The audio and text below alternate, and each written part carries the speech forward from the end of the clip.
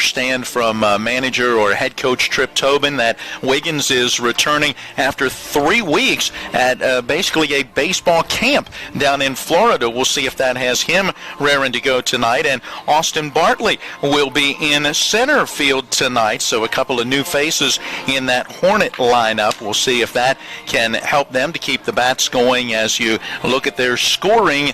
12 runs, 4 runs, 12 runs, 5 runs over the course of their last 4 ball games, and wins in 3 of those last 4. Well, on the field right now, it's the Blue Ridge Generals going through their final infield warm-ups. The Hornets have already wrapped things up. Let's send it back to the studio. We'll take a 2-minute timeout, and when we return, we'll continue our look at this matchup, see what lies ahead this week for the Hornets, and we'll have our starting lineup. Again, we're back in 2 minutes. It's Hornby Hornets baseball on Talk Radio WRNRN TV 10. Howdy, cowpokes. Do your business cards look like they were designed by a coat roper? Well, this cowboy knows the advantage of dealing with folks the old-fashioned way. When you order printed material on the internet, you're stuck with what you get. But when you need printed material to look just right, you want to deal with folks you know. And that's what you'll find at Panhandle Printing and Design. Local folks that have been delivering results for years. They can help with everything from design to production of stationery envelopes, business cards, invitations, vinyl signs, banners, vehicle wraps, and a lot more. They can answer all your printing questions, and you can call them on the phone or hop on your horse and go see them, because they're your one-stop printing shop where they have something for everyone. Panhandle Printing and Design at 124 North Maple Avenue in Martinsburg. Call 304-267-7400. You can even find them online, too, if you want to. If you need printed materials, don't deal with some city slicker you'll never meet. Trust the folks at Panhandle Printing and Design.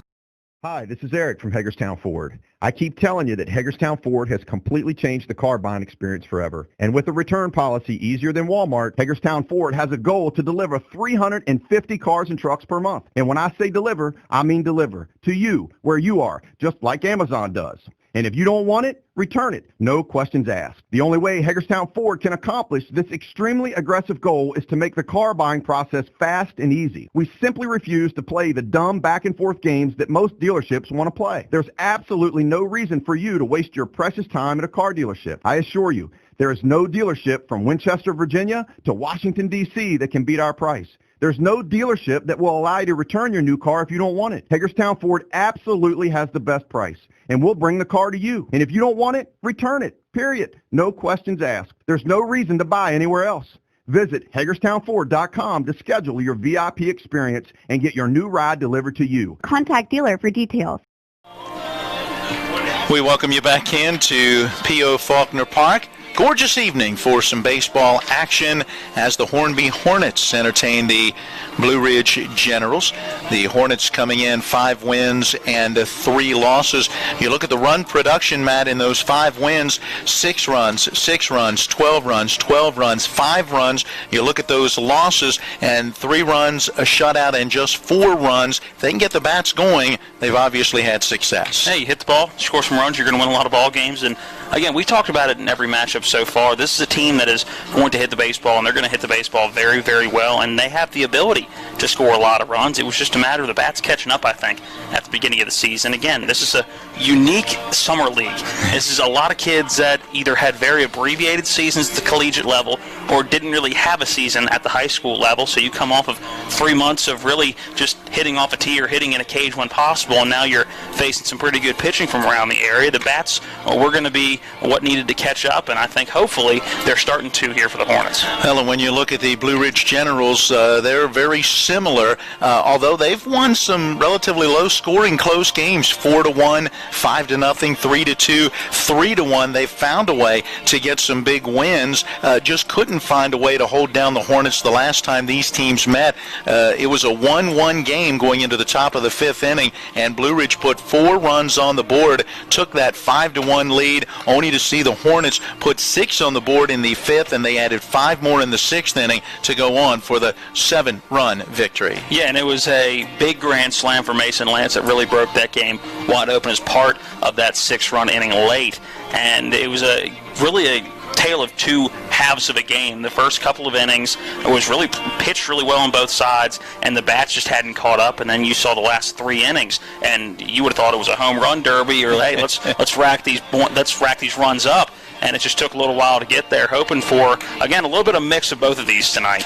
And let's give some credit to Nick Reeves on the mound in that game as well last week for the Hornets, Matt. As he came in, he was able to hold down Blue Ridge over an inning and a third. No runs, no hits, no walks, and 1 strikeout. Dylan McCartney came in, struck out 2 of the 3 batters he faced in a single inning of relief to close it out. But that strong pitching from Nick Reeves really helping out as the bats came to life. And you talk about pitching. I'm very excited to see Ashton Stobbs hopefully get a few innings in tonight. We saw him the last time we were out get 1 inning of scoreless work and has only pitched 2 innings so far this summer. He's only given up 1 hit.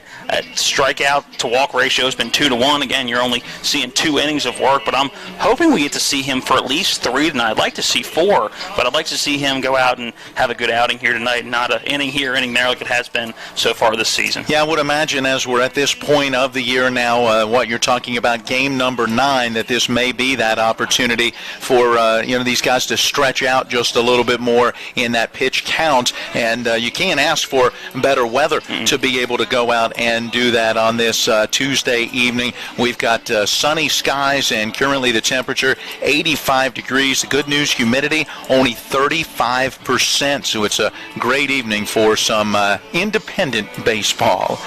We're wrapping up their infield, the Blue Ridge Generals, and we are just about ready to take a look at the starting lineups here. Matt, you want to go ahead and do it? Let's go ahead and do it. Blue Ridge looks like this. Leading off playing left field is Trevor Wright. In the number 2 spot is pitcher Colby Childs.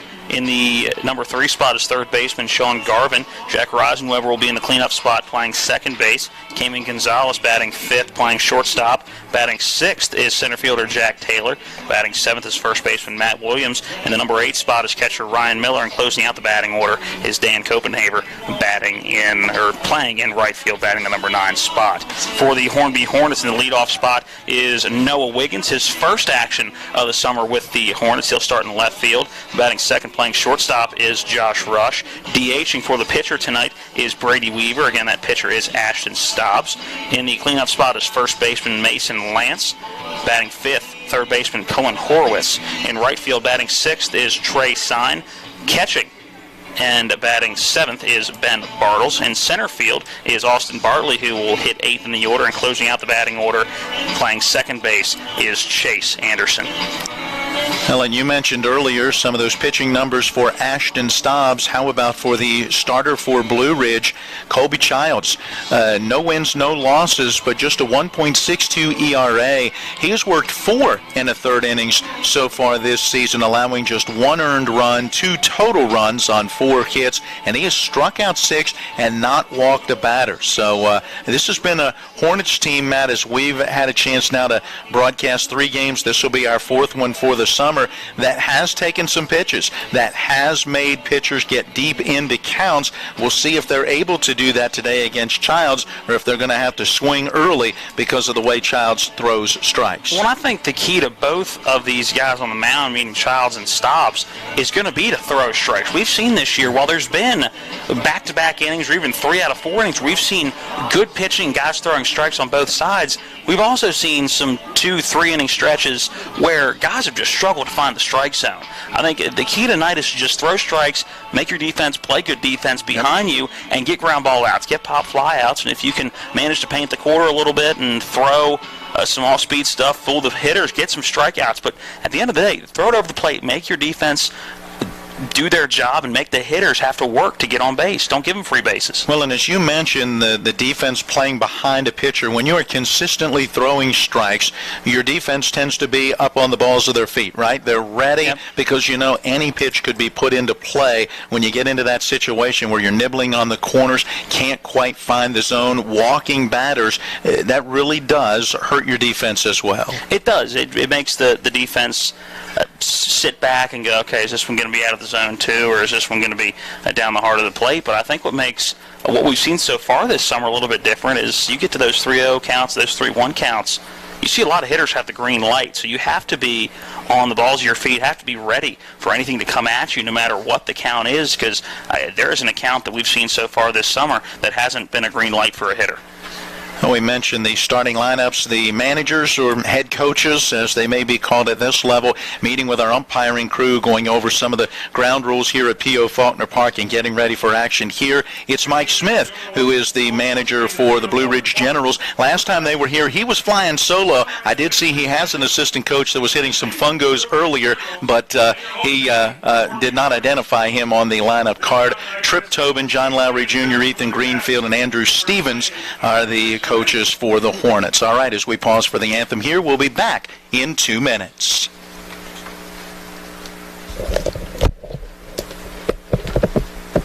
The following is an exclusive sports presentation of Talk Radio WRNR and TV 10. It's time for the fun and excitement of Hornby Hornets baseball. Let's get things started by heading out to the field for the pregame show with our broadcast team. Proudly serving Berkeley and Jefferson counties of West Virginia. Your source for local news, talk, sports, and entertainment. Mario in the mornings from 6 to 8, followed by Eastern Panhandle Talk from 8 to 10. Miller Time Sports from 12 to 1, re-aired at 5 to 6. Check out Law Enforcement Live. Shop for your new home with Open House. Weekly county council meetings. Learn how to cook like a pro in the kitchen with Chef Walden. All the latest high school and college sports. TV 10. Feel the sting of Murder Hornets baseball. Follow the fun of independent baseball with local high school and some college players coming together to represent the Eastern Panhandle. Keep an eye on our Facebook page for schedule information and join us for the action of Murder Hornets baseball on WRNR TV on YouTube, Talk Radio, WRNR, and TV 10. It's Miller Time on Talk Radio WRNR. A local look at local, regional, and national sports with Matt Miller and Matt Crawford. And plenty that we can talk about coming out of the weekend, including the return of golf. Hold on. Oh, wait. No, there was no golf claps. There will be no golf claps. None whatsoever. Weekdays at 12 noon and 5 p.m. on TV 10.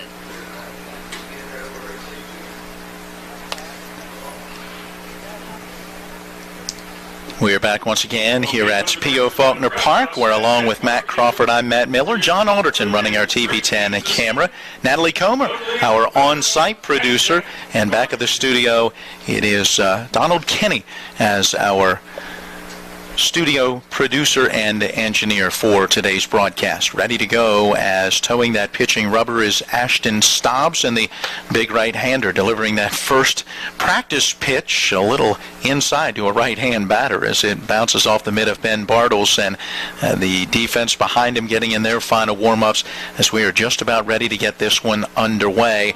By the way, we understand that there's been a change in the Hornets' schedule as this week goes along. They are scheduled to play at Antietam, another matchup against a Generals team.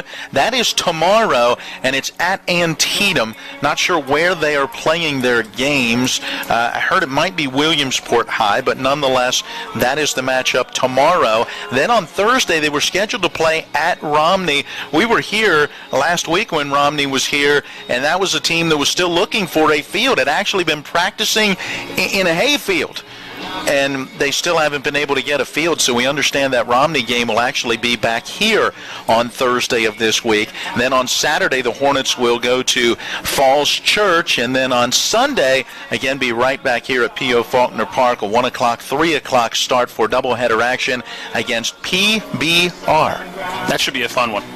PBR, a national group or organization that puts baseball teams together, multiple different age brackets, and it kind of gives you an idea of the best from each state in those age brackets. So that should be a fun matchup on Sunday. And we encourage you to get out here for that one. Matt's going to be back out of town again through the weekend, and so I won't be available Sunday either, so we will not have a broadcast. Also, we will not be able to carry Thursday night's game now that we know that it's been moved back here to P.O. Faulkner Park. And once again, it's that summertime of the year where there's vacations and other things that get in the way. So, well, here we go as Trevor Wright stands in, and we get this one underway with a fastball on the outside corner, and that is strike one in today's opening pitch coming at 7:02.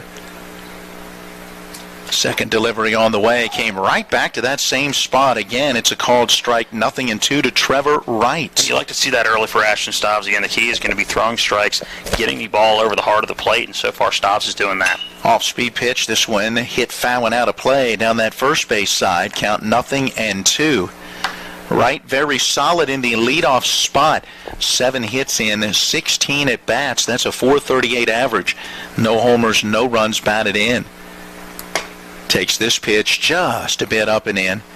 Now 1 ball and 2 strikes. Good mix there from Stobbs. Yeah, it is. He's mixing up locations. Going fastball heavy early, but mixing up those locations.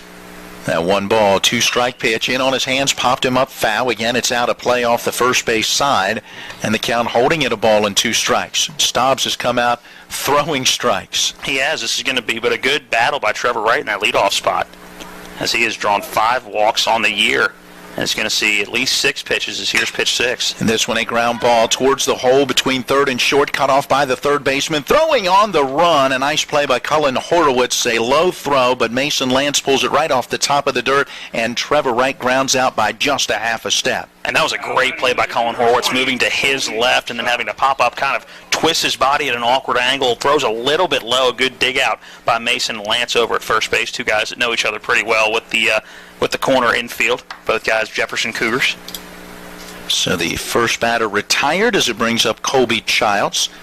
He'll be today's opposing pitcher. Another right-hand batter, and he takes one in the dirt, bounces up to Ben Bartles for ball 1.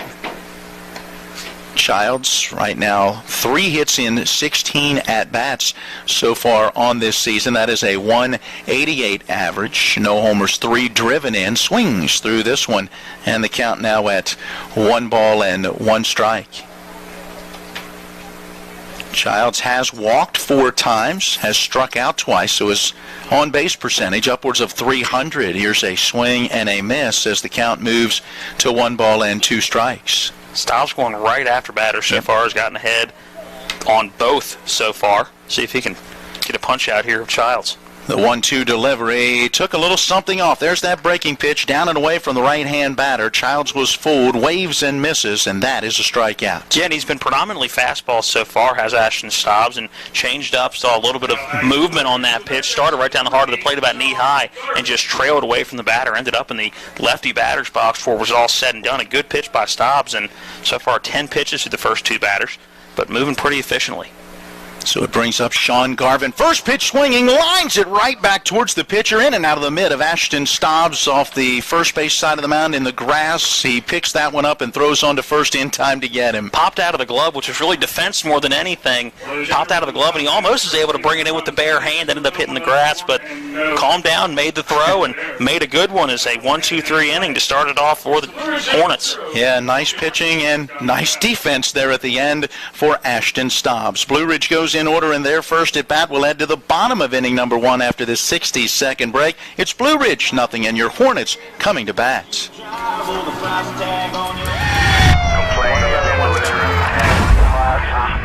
Law Enforcement Live airs daily only on TV 10.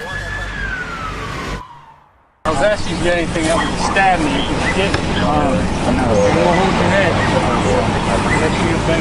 That's not what the media makes it feel.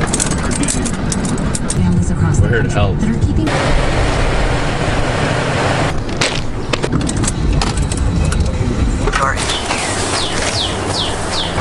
Bunch of pills she's got. I like what I do. The following scene contains graphic content some viewers may find upsetting. Stand back.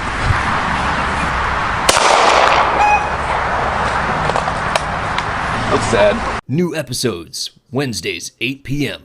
Viewer discretion is advised. Want to do it? Go through it. You're gonna like. No score as the Hornets will bat. Bottom half of inning number 1. Noah Wiggins, Josh Rush, Brady Weaver, the 3 due to face Colby Childs. Getting in his warm-up tosses, the right-hander with a 1.62 ERA, just 4 in the 3rd innings so far this summer, but has given up only 1 earned run on 4 hits. He has struck out 6 and has not walked a batter. And I think that's what you look at most is the strikeout to walk ratio being 6 to zip. Means he's throwing strikes, means he's mixing pitches up, keeping those batters guessing, and 6 strikeouts over the course of 4 1/3. Interested to see if he can keep that rate up tonight. Got some zip on the fastball, so I'm working on, I guess you might call it a curve. See if he can keep these Hornby Hornets off balance, starting with Noah Wiggins. First time in a Hornet uniform this season. Again, Trip Tobin sending us a text earlier today saying that Wiggins had been at a baseball camp. So I would say should be ready and raring to go in this one. A little bit cooler up here, I'm guessing. Yeah, he was down in Florida. Especially on this evening, about 85 degrees. First again, pitch no temperature. humidity. Yeah, Basically. I mean, 30-some%. We've gone from 100% humidity the last couple of days, where it was just muggy. So Colby Childs toes that pitching rubber as Noah Wiggins steps into the right-hand batter's box. A few shadows beginning to stretch out across the field from that left field side. Childs ready, works pretty much from the middle of that pitching rubber and delivers a fastball high for ball 1. Sometimes you'll see guys really move to one side of the pitching rubber or the other. Looks in at his catcher Ryan Miller, and now that 1-0, here it comes. In there for a called strike, now 1-1. Keith Allison, our plate umpire, calling balls and strikes. Woody Beasley is on the bases. Next pitch to Wiggins. That one inside and hits him. And Wiggins will take first base. Breaking pitch out of the hand of Colby Childs and started it way inside and didn't have enough break. I don't get any break at all. I think that was one of those curveballs that just did not have any cut to it at all. And Wiggins just turned the back and took it and said, hey, I'll get on first however I can. Welcome to Hornets baseball. Yep. Noah Wiggins. He'll stretch out his lead as Matt Williams will hold him on there. Josh Rush to the plate. And the pitch to him, a fastball high for ball 1. We have seen quite a few hit batters so far this summer. That's one thing I've noticed through the games we've done. Oh, again, if you haven't pitched a lot. That have gotten away from pitchers. The 1-0 on the way. That fastball inside, 2 balls and no strikes. Thanks to both of these teams and their coaching staffs as they have kept some statistics up on the game changer page. And so Rush, 4 hits in 7 at-bats as he has come to join this lineup. Swings and fouls the 2-0 pitch off the catcher Ryan Miller. That one bounces over off the first base side where Mike Smith, the Blue Ridge coach, picks it up and brings it out to plate umpire Keith Allison. So 2 balls and a strike to Rush. No home runs, but 5 runs driven in. And drove in 3 of the team's 5 runs in a 5-3 win in the doubleheader sweep against Morgantown on Sunday.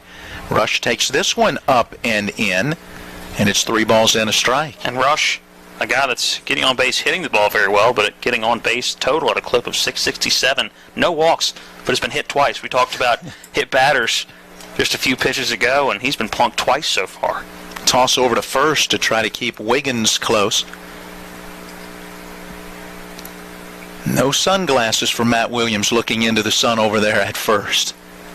3-1 delivery. Instead, another throw over, and Wiggins back in on the dive. So Childs paying a little bit of attention, trying to slow down maybe that secondary lead as the 3-1 pitch is due to Rush. Here it comes, swing and a miss, and helped him out. Yeah, bailed out Childs there, chased it well up the ladder. That one looked about eye high as he didn't quite tomahawk it, but went pretty close. So Childs has worked that count full. The payoff pitch on the way. Hit on his hands, popped him up, but it's straight back, and we'll get over the press box out of play. We'll do it again. Count full, 3-2. Nobody out. A runner at first as Wiggins was hit by a pitch. We're in the bottom of the first inning, and there's no score. We've seen the Hornets in our broadcast tend to put a run on the board in the first inning, but it's only been one. Yeah. Again, a throw over to first. Wiggins this time goes back in standing. Yeah, the multi-run innings seem to come in the 5th, 6th, and 7th. Got to wait till later. Yeah, one run here or there in the first couple of innings, and then once the 5th hits, watch out.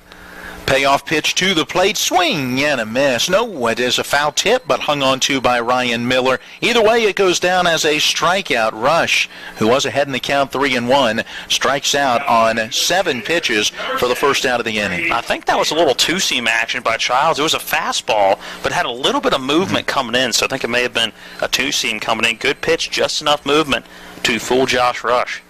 One down, a runner at first, and Brady Weaver to the right-hand box, and the pitch to him stays high, ball 1. Weaver with 4 hits in 17 at-bats on the summer. A .235 average, no homers, 3 driven in. Big right-hand batter swings and misses this fastball in on his hands, really handcuffed him, as you might say. Weaver playing his college ball, just played partially his freshman season down in Shepherdstown for Coach Matt McCarty at Shepherd University.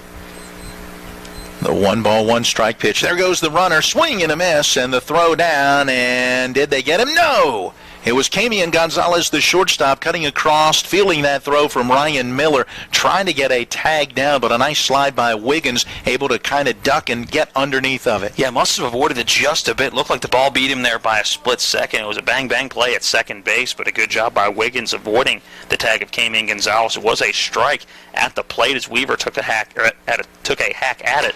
And he'll swing through the 1-2 high fastball, and Weaver goes down on strikes. Back-to-back Ks now for Colby Childs. Let's go back to the stolen base. Remember last week we saw that strong arm of Ryan Miller when these two teams got together. Miller didn't get the start at catcher, but came in later in the game and cut down a would-be runner. So Mason Lance to the plate with 2 outs and the game's first run in scoring position, and he swings through strike 1. Child's getting in a little bit of a rhythm now. And if you're Mason Lance, you'd like to drive in run number 15 already on the season. Nobody even close to double digits elsewhere on this lineup. And Lance with 14 so far. A check swing on a breaking pitch on the 0-1. The pitch did not get the strike zone, according to plate umpire Keith Allison. And catcher Ryan Miller wants an appeal to Woody Beasley, the base umpire, but nothing doing. It's 1-1 strike. Yeah, Lance has driven in those 14 on 11 hits. Takes this fastball high, 2-1. 11 of 24 for a .458 batting average, a .536 on-base percentage, and a slugging percentage of over .830. That's not bad. Not a bad way to start the summer. He will swing and hit this one pretty sharply into left field, and a nice play by Trevor Wright, who kind of circled around it to his left and then shifted back to his right and was able to catch that sinking liner to retire the side. Well, he hit it pretty solid, but again, a nice play by Wright. And after the leadoff hit by pitch, a pair of strikeouts and a line out to left to bring the Hornets half of the first to a close. We'll take a 60-second break and then return to P.O. Faulkner Park. After 1, there's no score. Eastern Panhandle Talk with Rob Mario and David Welch. Are you trying to create controversy more so than we already have? Responding to the people. I see. Okay. That's what I do. I think you're stirring it up. I'm kind of a big deal. That's right. That would be the root cause of the stir. You know what? I'm not paying that fine. Just got doubled. What? For? Denial. Why? Oh, denial. How can you not have the money? You have 17 jobs. Yeah, but none of them pay well. Weekdays. Come on, let us show you what we got. Come on, let us help you save a life. If you're looking for exciting things to do, places to go, people to know, and places to eat too, Come on and pick up the latest edition of Around the Panhandle magazine. That's where you'll find the unique ideas that will lead you to the luxurious lifestyle you're dreaming of. Pick up a copy of Around the Panhandle magazine today at any of the local Rock's convenience stores or find us online at AroundThePanhandle.com.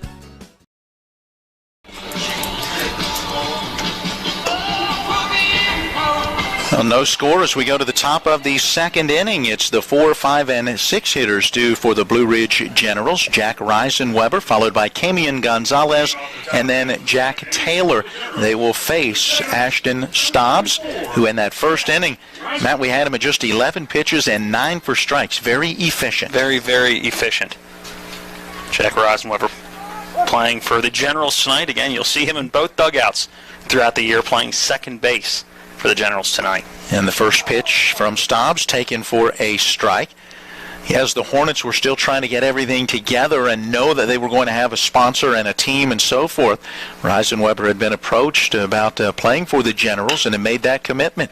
The 0-1 pitch grounded in the hole towards the shortstop. Coming up with that one is Rush, and the throw across the diamond just in time to get him. Josh Rush kind of circled around that ball, came in and hesitated a bit on the throw, but had enough on it to get him at first. And I thought that hesitation was going to allow Reisenweber to get to first, and I'm not sure he didn't. That was a very close play from our angle. And again, Woody Beasley right on the bag, so I'll take his word for it. But it certainly looked from our angle like Reisenweber may have beat that out by a half a step. The out recorded 6-3, one away, nobody on, and it brings up Camion Gonzalez.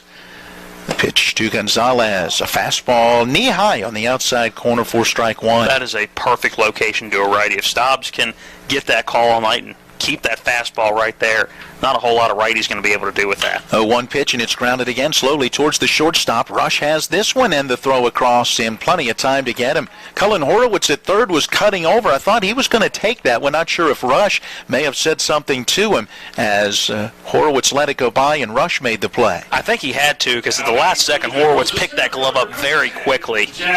And it would have been a tough play for Cullen Horowitz. We saw him make a similar play back in the first inning. But it would have been a tougher play for him and a little bit easier time for Josh Rush on that throw. Didn't have to make it quite as quick. 2 outs for Jack Taylor, who takes ball one in the dirt. Just the third pitch for Ashton Stobbs through the first 5+ hitters that has not been in the strike zone. 1-0 on the way, and that one down low and in. 2 balls and no strikes. He had only 2 pitches that missed 4 balls in that first inning. And after 4 strikes to get the first 2 outs, he's gone 2-0 now to Taylor. Taylor does have 4 walks on this season, along with 5 hits, so a .400 on-base percentage. He's 5 for 18 at the plate. No homers, 7 driven in. Left-hand batter takes this fastball outside, and it's gone to 3-0. Stobbs gathers his thoughts from the windup is ready. That 3-0 delivery.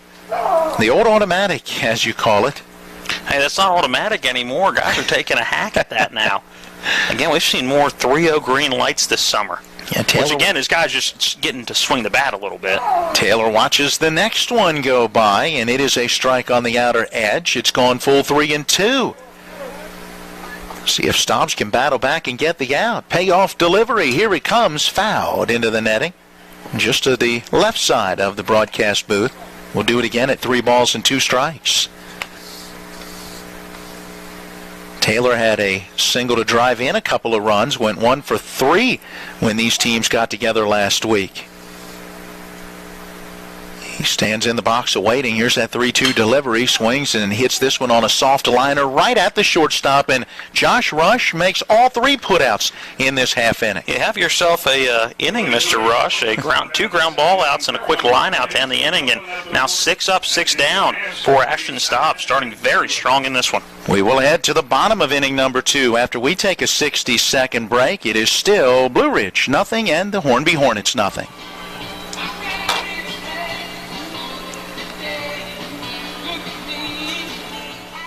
Floodwaters can spread E. coli bacteria. Here's Bill Kearns from the Berkeley County Health Department about what to do if your well is tested positive. If it's just a one-time contamination, you can superchlorinate your well, which we have instructions at the health department. They could call and talk to us. You're providing an excessive amount of bleach down the well. Then you do a runoff to get that out of the system, to get the bleach through your lines, get any contamination out of there. You do a runoff of so long, and then you can have it tested again. The Berkeley County Health Department, 122 Waverly Court in Martinsburg. Call 304-263-5131. TV10 is teaming up with the Berkeley County Youth Fair to bring you the first ever Berkeley County Virtual Youth Fair from August 1st to August 7th, from 4 p.m. to 10 p.m. each night, live to your TV. The Virtual Youth Fair will feature our county's youth presenting their animals just as they've done before. But since you can't go to the Youth Fair to see them, we will bring the Youth Fair to you. Join TV10's Mary Beth Blair each day from August 1st to August 7th as she introduces you to the youth of Berkeley County and their videos of their Youth Fair experience. Still scoreless as we go to the bottom of inning number 2. Cullen Horowitz, Trey Sign, Ben Bartles. The 5, 6, and 7 hitters will be due for the Hornets. Horowitz swinging a hot bat here in the summer months. 4 for 7, hitting a clip of 571, 625 on base percentage. He's got 1 walk, has driven in 4. No long balls yet, but definitely has that power. Yeah, absolutely. He's been solid defensively at third base. And hopefully this summer league and the training he does going into next baseball season can get him a little more consistent at the plate. I think that's one thing. He's been a starter off and on pretty consistently as a freshman, but he's kind of been off and on, especially once you got deeper into the season where he just couldn't get consistent at the plate. So I think that's one thing that he's definitely trying to work on this summer. We saw him work on it for the Legion team last summer and was definitely taking steps in the right direction. And again, 4 for 7 so far this summer, and it's been hitting the ball pretty well even when not getting on base. That's the wood bats that he is using as he digs in. And some guys have gone with the BB core bats. Yeah. There really isn't much of a difference between that and swinging wood. So if you feel more comfortable swinging a wood bat, a lot of guys have transitioned to that, especially in these summer leagues, maybe to test out whether they hit better with wood or BB core. Well, we are ready to go as Colby Childs delivers a breaking pitch high and tight for ball 1. Horowitz had stepped in. Childs towed the pitching rubber, and then both stepped back off again, or out of the box. In the case of Horowitz, 1-0 to the plate. High, hard fastball off the mitt of Miller and through to the backstop. Childs put a little extra on that one. That one had a little mustard and some relish for John Alderton. He is our hot dog connoisseur. 2 balls, no strikes to Horowitz. Next delivery, and he rips this one towards left field, and had him played perfectly, did Trevor Wright as he froze momentarily and then stepped in to make the catch. And that's just what I was talking about. Even though he did not get on base there, still hit the ball very, very well. Just happened to be right at the left fielder. He gets that a couple feet in either direction. That's going to be down for extra bases, so he should not feel bad about that out. That was a very well-hit baseball. 1 down, base is empty. Here comes Trey Sign. Starting right fielder in this one, swings through a high fastball for strike 1. Boy, that was a rip. He likes that high inside pitch, and it seems like the first cut he takes is a little sporadic in every at-bat, and then he settles in, and he's been productive so far, hitting 6 for 16, 375 is that average. It's just it seems like it's getting that first swing out of the way, getting the jitters out of the way. 1 pitch, and he grounds this one towards the third baseman. Garvin has it, and the throw across the diamond, and got him at first. Sign gets down that first base line very quickly. It seemed like Garvin had just a little bit of an issue. He had a double clutch just a bit, and again, Sign very quick, but a strong throw by Garvin in the hot corner. And now 2 up, 2 down. Ben Bartle steps in. Yeah, it was that strong arm that got him. No doubt about that. 2 outs, base is empty. I tell you, both of these pitchers are throwing strikes, keeping hitters off balance, and setting them down. Ben Bartles standing in. Right-hand batter. Takes a breaking pitch for strike 1. Good movement on that one. That kind of 12-6 drop right at the end. Bartles looking for his second hit of the summer. 1 for 7. That's a 143 batting average. The 0-1 pitch from Childs, swinging a bouncing ball towards the second baseman. Reisenweber backhands and then throws on to first in time to get him. So Bartles on the 0-1 pitch will ground out 4-3, and the Hornets go in order in their second at bat. We remain scoreless through 2 complete here at P.O. Faulkner Park. We'll be back in 60 seconds. And no general errors at the end of 2 complete. Trips Floor Sanding and Berkeley Fashion Flooring has restored hardwood floors and solid premier flooring in this area for over 25 years, providing a wide range of services, including floor sanding and refinishing and floor coverings. When you're looking for reliable professional flooring services from a company you can trust, you can count on us. Schedule a visit to our well-stocked showroom today, then get a free estimate on your flooring project. Mayhem is everywhere. I'm your new Bangs, and you can't stop staring at me. That's it. Just tilt the rearview mirror over here. And while you're checking me out more times than a library book, your car is wandering into that lane over there. More bangs? Neat. And if you've got cut rate insurance, you could be paying for this yourself. So get Allstate. Call Martinsburg Allstate agent Gary Kelly today at 304-263-4596.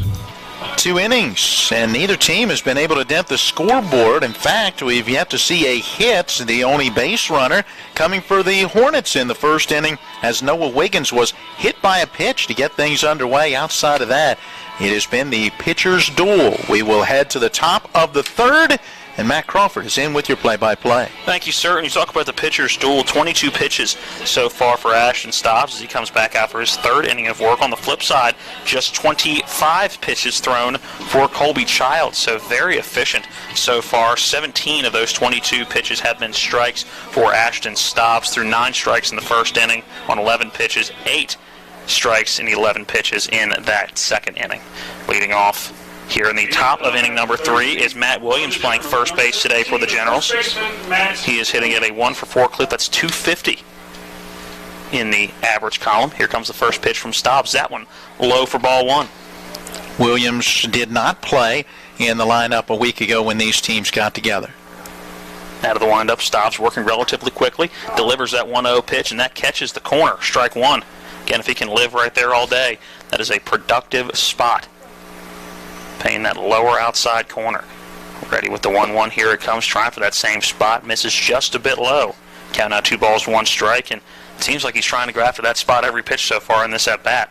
The ones that have missed just below that corner.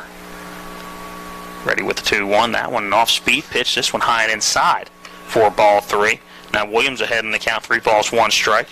Well, he battled back from a 3-1 count to get Jack Taylor to close out the last half inning. We'll see what happens here. Fastball to 3-1. That one taken for strike 2. Count now full, 3 balls, 2 strikes. And Ashton Stobbs not wasting any time when he gets that baseball back. He is in a rhythm. Here comes the payoff pitch on the 3-2. Well outside, an easy take for Williams. And he'll take first base for the first base runner of the game for the Blue Ridge Generals. Second walk allowed now in 4 innings of work on the season for Ashton Stobbs, who had walked just 1 through 2 innings coming in. He has already doubled his inning output just in today's game. Ryan Miller, today's starting catcher for the Generals, steps in. The lefty takes ball 1 just a bit inside. Batting .235 on the summer. 4 for 17, a .381 on base percentage. That courtesy of 4 walks. Stobbs takes a look over to first, now delivers a foul tip, but held on to by Ben Bartles. That's strike 1. Miller drew a base on balls and came around to score a run against the Hornets last Tuesday. That was part of the 4-run 5th inning that put the Generals in front. It looked like they might have taken charge in that ball game, but not to be, as the Hornets scored 11 in their last 2 at-bats. That 1-1 pitch lifted into shallow left field. Going back on it is Josh Rush, and he will make the catch on the fringe of the outfield grass for out number 1. Retreating back to first base is Matt Williams, 1 down. Yeah, Rush did a nice job getting behind that baseball. He went out into shallow left field or left center and then moved back in on it to make that catch right there at the lip. Dan Copenhaver steps in, the number 9 batter in the order, playing right field today. Open stance for the lefty. Checking back over to first is Ashton Stobbs in safe diving back. Not close as Williams in with ease. Williams tall and lean. Yeah, how many people can stand as tall as Mason Lance over there at first base? Ground ball on the 1-0. It's a flip to or a ground ball to second base. Going for the flip, but not able to come up with it is Chase Anderson. Both runners will be safe. It was a tailor-made double play opportunity for Chase Anderson. Just couldn't come up with it. It'll be a E4 in the scorebook, and we have 2 runners on now with 1 down. And back to the top of the order is Trevor Wright will step in. Well, I know trying to get rid of that ball quickly and want to turn 2, but in that situation, you got to make sure that you get that ball and get at least 1. Make sure you get that lead runner. Stobbs out of the stretch, delivers his first pitch to Wright. That one in for strike 1. It was a ground ball out his first at-bat for Wright. Ground ball to Colin Horowitz at third base. Here comes that 0-1. That one in the dirt. A good block by Ben Bartles, and both runners are going to have to stay where they are. Yeah, Bartles sticking his chest out there and taking that one off the dirt and the chest protector out in front of the plate where he could track it down and keep the runners in front of him and know where they are. Copenhaver at first, Williams at second. Neither one an overly large lead as here comes that 1-1 pitch. Good backhanded stab by Ben Bartles as that one missed low and away. Count now 2-1 to the leadoff hitter Trevor Wright. Yeah, not sure if he got crossed up or just Stobbs didn't quite get the location.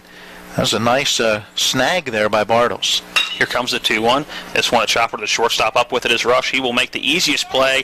His body taking him towards third base. There was a force there. Flips it to Colin Horowitz for the second out of the inning. It'll be a fielder's choice. Still runners at first and second on the ground ball out. And just what you wanted there if you're Ashton Stobbs. You get that ground ball in a spot where Josh Rush can see the play in front of him. Made a good throw to Horowitz, and Horowitz had no chance to try to turn 2, so you eat that baseball and live for the next batter. 2 down. Force play at first, second, and third yet again. Stobbs looks in. Will now come set and stretch. Colby Childs in that right-handed batter's box. Steps out a bit as that one missed just a bit inside. Ball 1. Childs a week ago reached a base in 3 of 4 at-bats against the Hornets. A hit by pitch, a walk, and an infield single. That 1-0 again, painting the corner as Ashton Stobbs, strike 1. Nobody's really been able to touch that pitch yet tonight. Stobbs taking a look back at second. Now delivers that 1-1 low in the dirt, bouncing in front of Bartles. He will hold the ball as both runners on the move. Moving now to third base was Dan Copenhaver. Bartles thought about making the throw, but with 2 down, didn't want to airmail that one into left field and allow a run to score. So now 2 runners in scoring position. 2-1 the count to Colby Childs on the wild pitch. Yeah, that one down in the dirt. Bartles did what he could to block it, but you got to give Williams a ton of credit, Copenhaver a ton of credit. He got a great break. I mean, he was going as soon as the ball was in the dirt. Read that one down all the way, and that is all you can ask if you're a coach for your runner in the base paths. 2-2 pitch in for 2-1 pitch in for strike 2. Now the count 2-2. Here's that 2-2 pitch. Off speed, it's a chopper on the third base line. Going to be a tough play for Horowitz. Comes up with it. Fires across the diamond. Good stretch by Mason Lance. And no run going to come across home plate. A great throw by Colin Horowitz. A walk and an error allowed 2 runners on in the inning. But again, a 0 in the scorebook for the top of the third. We'll go to the bottom of the third when we come back. It is the Generals 0 and the Hornets 0. This is Hornets Baseball on Talk Radio WRNR and TV 10.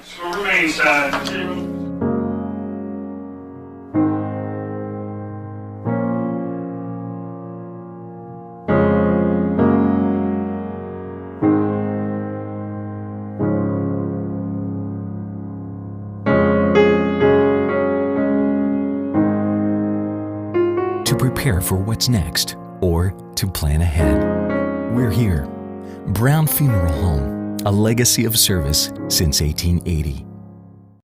At WVU Medicine, we want to be your guide and resource for information about COVID-19. Here's a few steps to help you avoid contracting this disease. Wash hands often with soap and water for 20 seconds, especially after being in public. Avoid touching eyes, nose, or mouth with unwashed hands. Cover mouth and nose with a cloth face covering when around others. Practice good physical distancing by keeping 6 feet apart in public and disinfect surfaces that are frequently touched. WVU Medicine wants to help keep you and your family safe and healthy. We're all in this together. Welcome back into P.O. Faulkner Park. We are tied at 0 as we go to the bottom of the third inning. Due up is Austin Bartley, Chase Anderson, then back to the top of the order for Noah Wiggins. That's 8-9-1. As the Hornets trying to find the scoreboard for the first time in this one. So far, just one base runner, that's Noah Wiggins. He got hit by a pitch. He was the first batter up for the Hornets. Other than that, it has been all up and down for this Hornets lineup so far for Colby Childs. 25 pitches, 15 of those have been strikes. 2 strikeouts, both of those came in the first inning. And no walks, just that one hit batter, and it was Noah Wiggins. Yeah, both of these guys have been very consistent throwing strikes, getting ahead of hitters. Even when they've fallen behind, they've been able to make that battle-back pitch. It's certainly been a well-pitched and pretty well-defensed game, although we did have our first error in the last half inning. Austin Bartley steps in. Colby Childs back out for his third inning of work. Here comes that first pitch to Bartley, in for strike one. Bartley, we understand, signing his letter to go play baseball at Concord University. He steps in, a breaking ball from Childs, just able to get a piece of it as Austin Bartley fouls it off. Now the count 0-2. And there's Childs again, getting ahead of hitters. You go back to that first inning, and after the hit by pitch, he went to a 3-2 count to Rush before getting the strikeout. Had another 2-ball count twice. That 0-2 high and inside. Bartley takes a hack at it. He's able to foul it off and get it just over the netting behind home plate. We'll do that 0-2 all over again. Ryan Miller popped up and thought he may have a play at it. Ran all the way to the fence just below our broadcast position. Realized he was going to get just out of play. Outside of those few at-bats in that first inning, has really been able to get ahead of hitters. That 0-2, a little high and inside. Bartley takes a hack at it, and he is going to go down swinging for out number 1. 3 Ks now for Childs. All 3 have been swinging. Brings up Chase Anderson, the lefty batting in the number 9 spot tonight. Slightly open stance for the lefty. Now turns into a fully open stance for the lefty as he takes ball 1 outside. And again, by open, it means you're, in this case, as a left-hand batter, keeping that front foot kind of shaded down the first base line. Childs out of the windup, delivers that 1-0, catches the outside corner, strike 1. It's interesting, though, Matt, when you watch, he still keeps the shoulder in. The lower part of the body is kind of open, but look at where that shoulder is. He still keeps that in, almost showing the shoulder to the batter, and then pulls that foot back in. That 1-1 lifted into foul territory on the left side. Third baseman Garvin going over, and he will make the catch for out number 2. That one hit just off the end of the bat of Chase Anderson and got just enough air underneath it that Sean Garvin able to glide over and make the catch. Yep, pitch on the outside part of the plate, and Anderson got the bat on it but couldn't get much of it. Easy play for Garvin. Back to the top of the order, it's Noah Wiggins. Was hit by a pitch in the first inning. His first at-bat of the summer. See if he can have some better luck his second at-bat. Hey, he got on. Yeah, so far the only base runner for the Hornets is breaking ball inside. Almost got him again, but able to slide out of the way is Wiggins. Count now 1-0 to the leadoff hitter. He's thinking, what is going on here? Childs ready in the windup, just waiting for Wiggins to step in. He does now. Wiggins rips one into left field for a single, and the first hit of the game for the Hornby Hornets is going to be a single off the bat of Noah Wiggins, and so far he has been the offense for this Hornets team. That pitch was just a little up, and he waited back on it nicely. Turned, got the barrel on it, and sharply lined it over the head of Garvin and into left field. Nice piece of hitting. Josh Rush now steps in. Good at bat his first time up. Saw 7 pitches, but Childs ended up getting the better of him as Rush struck out as he takes ball 1 up and in. 2 down here in the bottom of the third. No runs for the Hornets. Can say the same for the Generals. Childs comes set out of the stretch, delivers that 1-0, fouled off. Back out of play over towards the softball complex. Count even, 1 ball, 1 strike. Childs not quite as quick as Ashton Staub is getting that ball back and delivering, but does not take his time either as he delivers that 1-1, catches the outer edge, strike 2. He is slightly more deliberate, you might say. Yes.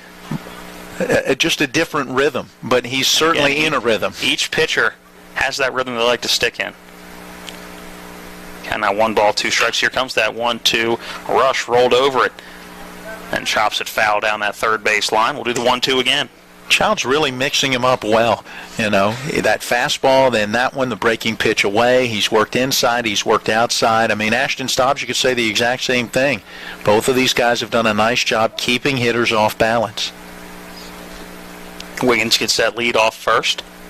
Nothing to be concerned about for Childs. Here comes that 1-2. This one, a rip to the shortstop. Gonzalez grabs it before hitting the dirt, and that will be out number 3. A single with 2 outs for Noah Wiggins, but nothing doing other than that. A strikeout in the inning for Colby Childs, and we'll go to the top of the 4th. When we come back, it is the Generals 0 and the Hornets 0. We're back in 60 seconds.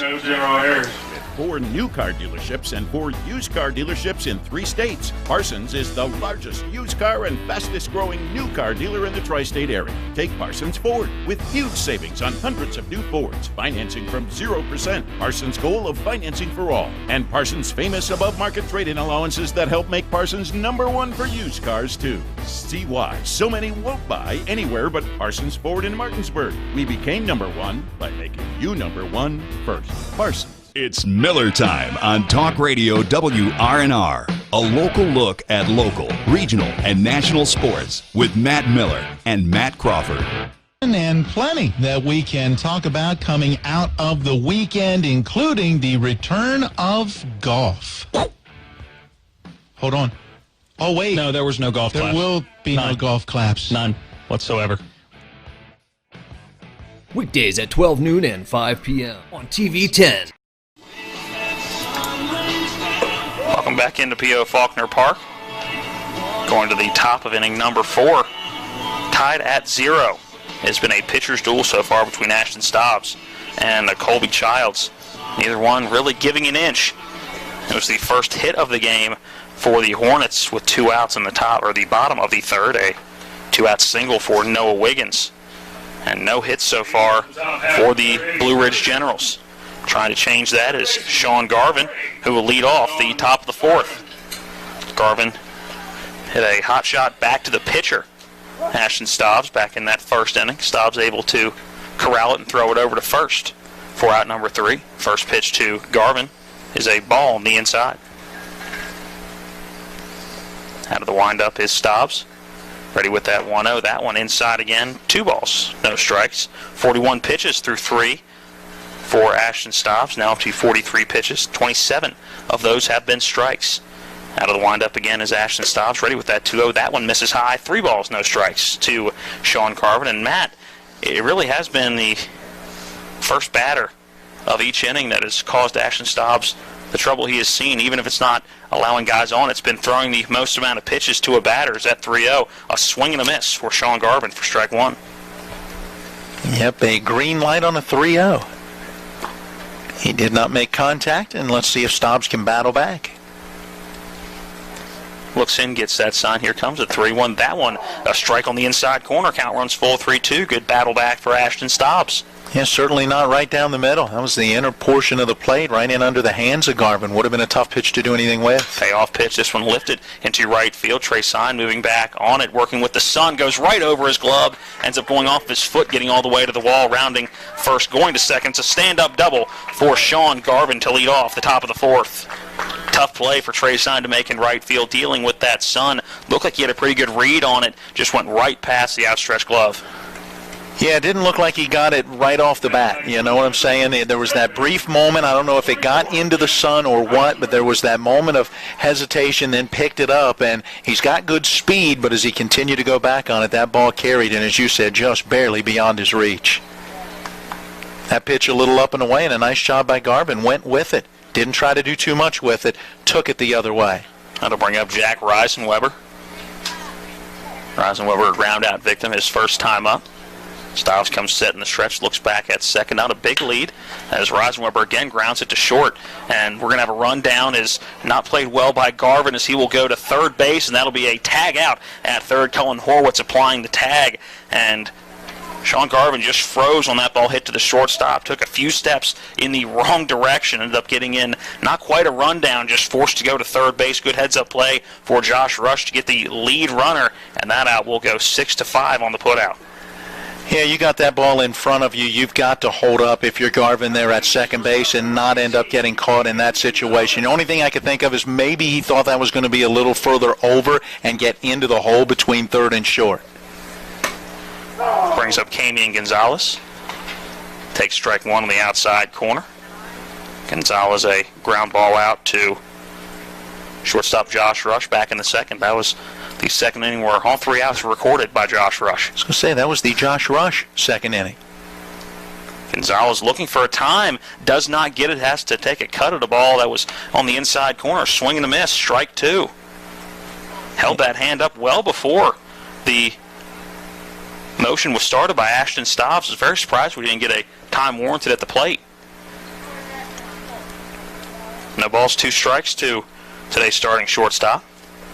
Stobbs looks over to first. We'll check back at first. Reisenweber in standing up.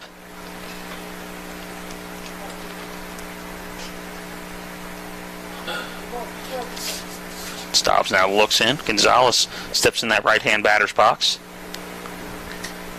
Here comes that 0-2. This one a ground ball to the shortstop. Double play opportunity. Flip to second base. Anderson up with it. Fires over to first. Safe at first is Camian Gonzalez. It was a ball hit just slow enough off the bat of Camian Gonzalez, who was able to beat up the first base line, but the lead runner of Jack Reisenweber thrown out at second base. That one going to be a fielder's choice, going 6-4. Yeah, just not quite hit hard enough to be able to turn it to. Rush got it relatively quickly, as much as he could, to Chase Anderson, but that throw just not quite enough on it. And Gonzalez, good wheels getting down the line. 2 down. Brings up Jack Taylor. The lefty steps in, takes a hack at the first pitch he sees, fouls it off into the netting down the third base line. Behind the count now 0-1. Had a line out to Josh Rush, and what was the inning of Rush in that second to close out the inning. Stobbs doing a nice job of keeping the ball down, getting the ground balls after giving up the double to Garvin on a pitch that was up. Here comes that 1 runner on the move is Gonzalez. Throw down to second, and Gonzalez in there with ease as he slides in. Now runner at second base as that one missed away. Count now 1-1, runner in scoring position. As Taylor going to look for RBI number 6 and try to find a gap in the infield. Find some outfield grass. I would imagine if it hits the grass, Gonzalez is going to have the wheels to score with 2 outs. He'll be moving on contact. Here comes the 1-1 outside, ball 2. That was a great jump by Gonzalez. Not much that Ben Bartles could do. He really made a nice throw, pretty much right on the bag out at second base. Stobbs looking back at second base. Delivers that 2-1. That one low in the dirt, ball 3. That speed of Gonzalez maybe in the back of the mind of Ashton Stobbs. Ellen, with 2 outs right now, your main focus has got to be Taylor. Again, Stobbs checks back to second base. Here comes that 3-1, fouled off at the plate. Count runs full 3-2 to Jack Taylor, today's starting center fielder, through the second full count Taylor is seen in this ballgame. A big opportunity here with 2 outs and a runner in scoring position. Right now, a scoreless ballgame. 3-2, 2 outs. Here comes the payoff pitch from Ashton Stobbs. 3-2 swing and a miss. May have hit the dirt. Bartles pops up, tags Jack Taylor. Wasn't making his way to first anyway. And that will be strikeout number 2 in the game for Ashton Stobbs. We will go to the bottom of the 4th when we come back. It is the Generals 0, Hornets 0. We're back in 60 seconds.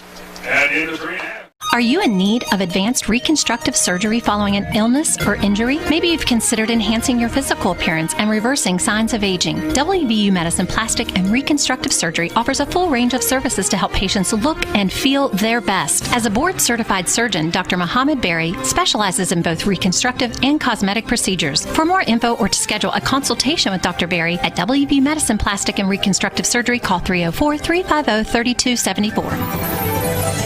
Come on, and let us show you what we got. Come on, let us help you save a life. If you're looking for exciting things to do, places to go, people to know, and places to eat too, come on and pick up the latest edition of Around the Panhandle magazine.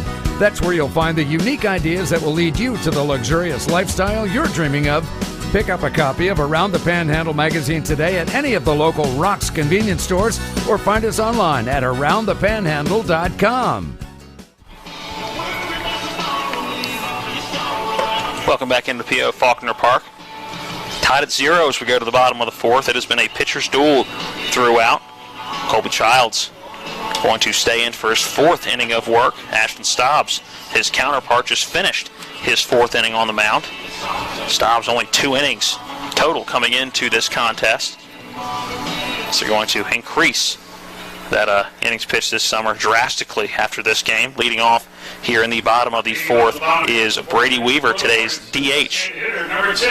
I'll be anxious to see if Stobbs comes back out. He's up at around 57 pitches, so about how many pitches do they really want to see him throw in this one? If it's anywhere around 60, you wonder if they'll make a call to the bullpen. Weaver steps in, first pitch to him. Misses upstairs. Ball 1. Does look like there is some action in the Hornets bullpen. Again, tough to see with the windscreen by the bullpen, but believe I did see a baseball going back and forth. Here comes that 1-0 as it is skied into foul territory. Looks like it's going to get out of play. Ryan Miller, the catcher, going back just for a moment, realizing that one out of play. Towered out of play by Brady Weaver, strike 1. Yeah, straighten that one out.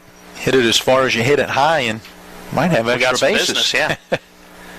Out of the windup is Colby Childs. Looks in, gets the pitch he wants. Ready with the 1-1. Here it is. That one inside, ball 2. Now you're waiting for Weaver to really break out. The 4 hits in now, 18 at-bats after the strikeout in that first inning. You know when he gets it going, he can get those hits in bunches. Here comes that 2-1-2 Brady Weaver. Breaking pitch does catch the inside corner, strike 2, and not much Weaver's going to be able to do with that one, even if he doesn't watch it go by for strike 2. Going to go off the inside of the bat, probably going to be a ground ball somewhere. It's a good pitch by Colby Childs. Ready with the break even. Here's that 2-2 high and inside, ball 3, count now, runs full. A good mix. You come back with that fastball, just put a little too much on it, had it up out of the zone, not close enough that Weaver might chase. Payoff pitch upcoming. Out of the windup is Childs. Here comes the 3-2. Weaver sets in. Towers this one to left field. Coming in on it is Trevor Wright. He's going to have to come in quickly and misses. The ball goes right to his left. Weaver had the wheels on. He will cruise into second base. Trevor Wright having to come in very quickly as that ball towered into shallow left field and just coming down a little bit quicker. And Trevor Wright did not seem to have a good read on it. Not sure it ever nicked his glove. Just dropped right to his left in the shaded part of the field. He must have taken charge early because Camian Gonzalez was going out, and I thought for sure that the shortstop was going to end up camping underneath of that one and making that play. As you said, that was a long run for Wright, who was not very far outside of the infield dirt. Brings up Mason Lance, and he torches one to left field. If it stays fair, it's gone, but just foul to the left of that foul pole. Boy, did he put a charge into that one. That was almost 2-0 Hornets. Have we seen that a few times already this season, including last week? 2 home runs on the season, and I said a couple that looked just like that and missed just foul.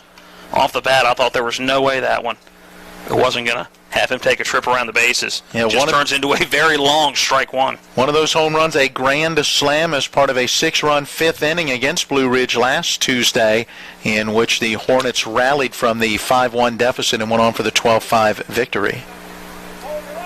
Lance steps in again. Childs looks in out of the stretch now with the runner at second base. Runner is Brady Weaver. Time taken at the plate by Mason Lance.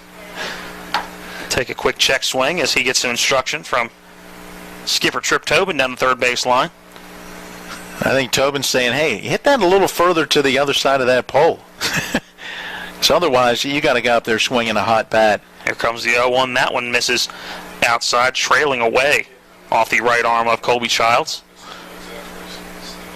I don't think you're trying to put anything in play here in any way. Weaver's already in scoring position, and Lance, a guy that could bring both of them in. See how Childs approaches this with the 1-1 upcoming. Here comes that 1-1 high and inside, ball 2. Definitely trying to paint the corners to a guy like Lance. Childs has almost that kind of short arm delivery, and I think that fastball kind of sneaks in on you when you watch how it comes out of his hand. 2-1, a breaking ball catches the inside edge. Count even 2 balls, 2 strikes. Not only the inside, but how about the upper edge of that strike zone as well? High inside of the zone rather than just high and inside. Weaver gets a short lead off of second base as Childs gives him a look. Here's another breaking pitch off the end of the bat. Jack Rosenweber charging in, fires over to first. Mason Lance going to ground out 4-3, but does move Brady Weaver just 90 feet away from home plate with one down here in the bottom of the fourth. Yeah, I know Lance going to probably be disappointed that he didn't do more with that at-bat, especially after the home run distance he showed on that first foul ball, but nonetheless a very productive out. Cullen Horowitz steps in. He had a very well-hit ball to left field back in the second inning. Just happened to hit it right at Trevor Wright in left field. Here comes the first pitch to Horowitz. That one a breaking ball. Hit off the inside of the bat. Moving over on it is Rosenweber, and actually taking it is Williams at first base, and he will haul it in for out number 2. First pitch swinging for Horowitz. Now 2 down. Runner still just 90 feet away is Brady Weaver standing at third. Wow. If Colby Childs gets out of this inning without giving up the run, you got to tip your cap to him after Weaver reaches on what I've marked as an E7, misplayed out there in shallow left field, to get Lance and then Horowitz, 2 of the bigger hitters in this lineup. Outstanding, but you can't fall asleep on Trey Sign. Brings up Trey Sign. He will ground one to third base. Garvin up with it, fires across the diamond, low throw, but able to dig it out is Matt Williams, and that run will not come across. It was a lead-off air, what turned into a guy at second base for Brady Weaver. It got to third with 1 out, but the Hornets could not get him home. We'll go to the top of the 5th. When we come back, we're still tied at 0. This is Hornets Baseball on Talk Radio WRNR and TV 10. We're back in 60 seconds. TV 10, proudly serving Berkeley and Jefferson counties of West Virginia. Your source for local news, talk, sports, and entertainment. Mario in the mornings from 6 to 8, followed by Eastern Panhandle Talk from 8 to 10. Miller Time Sports from 12 to 1, re-aired at 5 to 6. Check out Law Enforcement Live. Shop for your new home with Open House. Weekly county council meetings. Learn how to cook like a pro in the kitchen with Chef Walden. All the latest high school and college sports. TV 10. They're my closest friends. We've been through a lot together. Seeing our kids off to college, Kelly losing her mom, my 50th birthday, I trust them with so much. So when it came to my finances, I trusted Kelly's referral to her Ameriprise advisor. Beth gives me the comprehensive advice that helps me feel confident my financial future is secure. With the right financial advisor, life can be brilliant. Ameriprise Financial.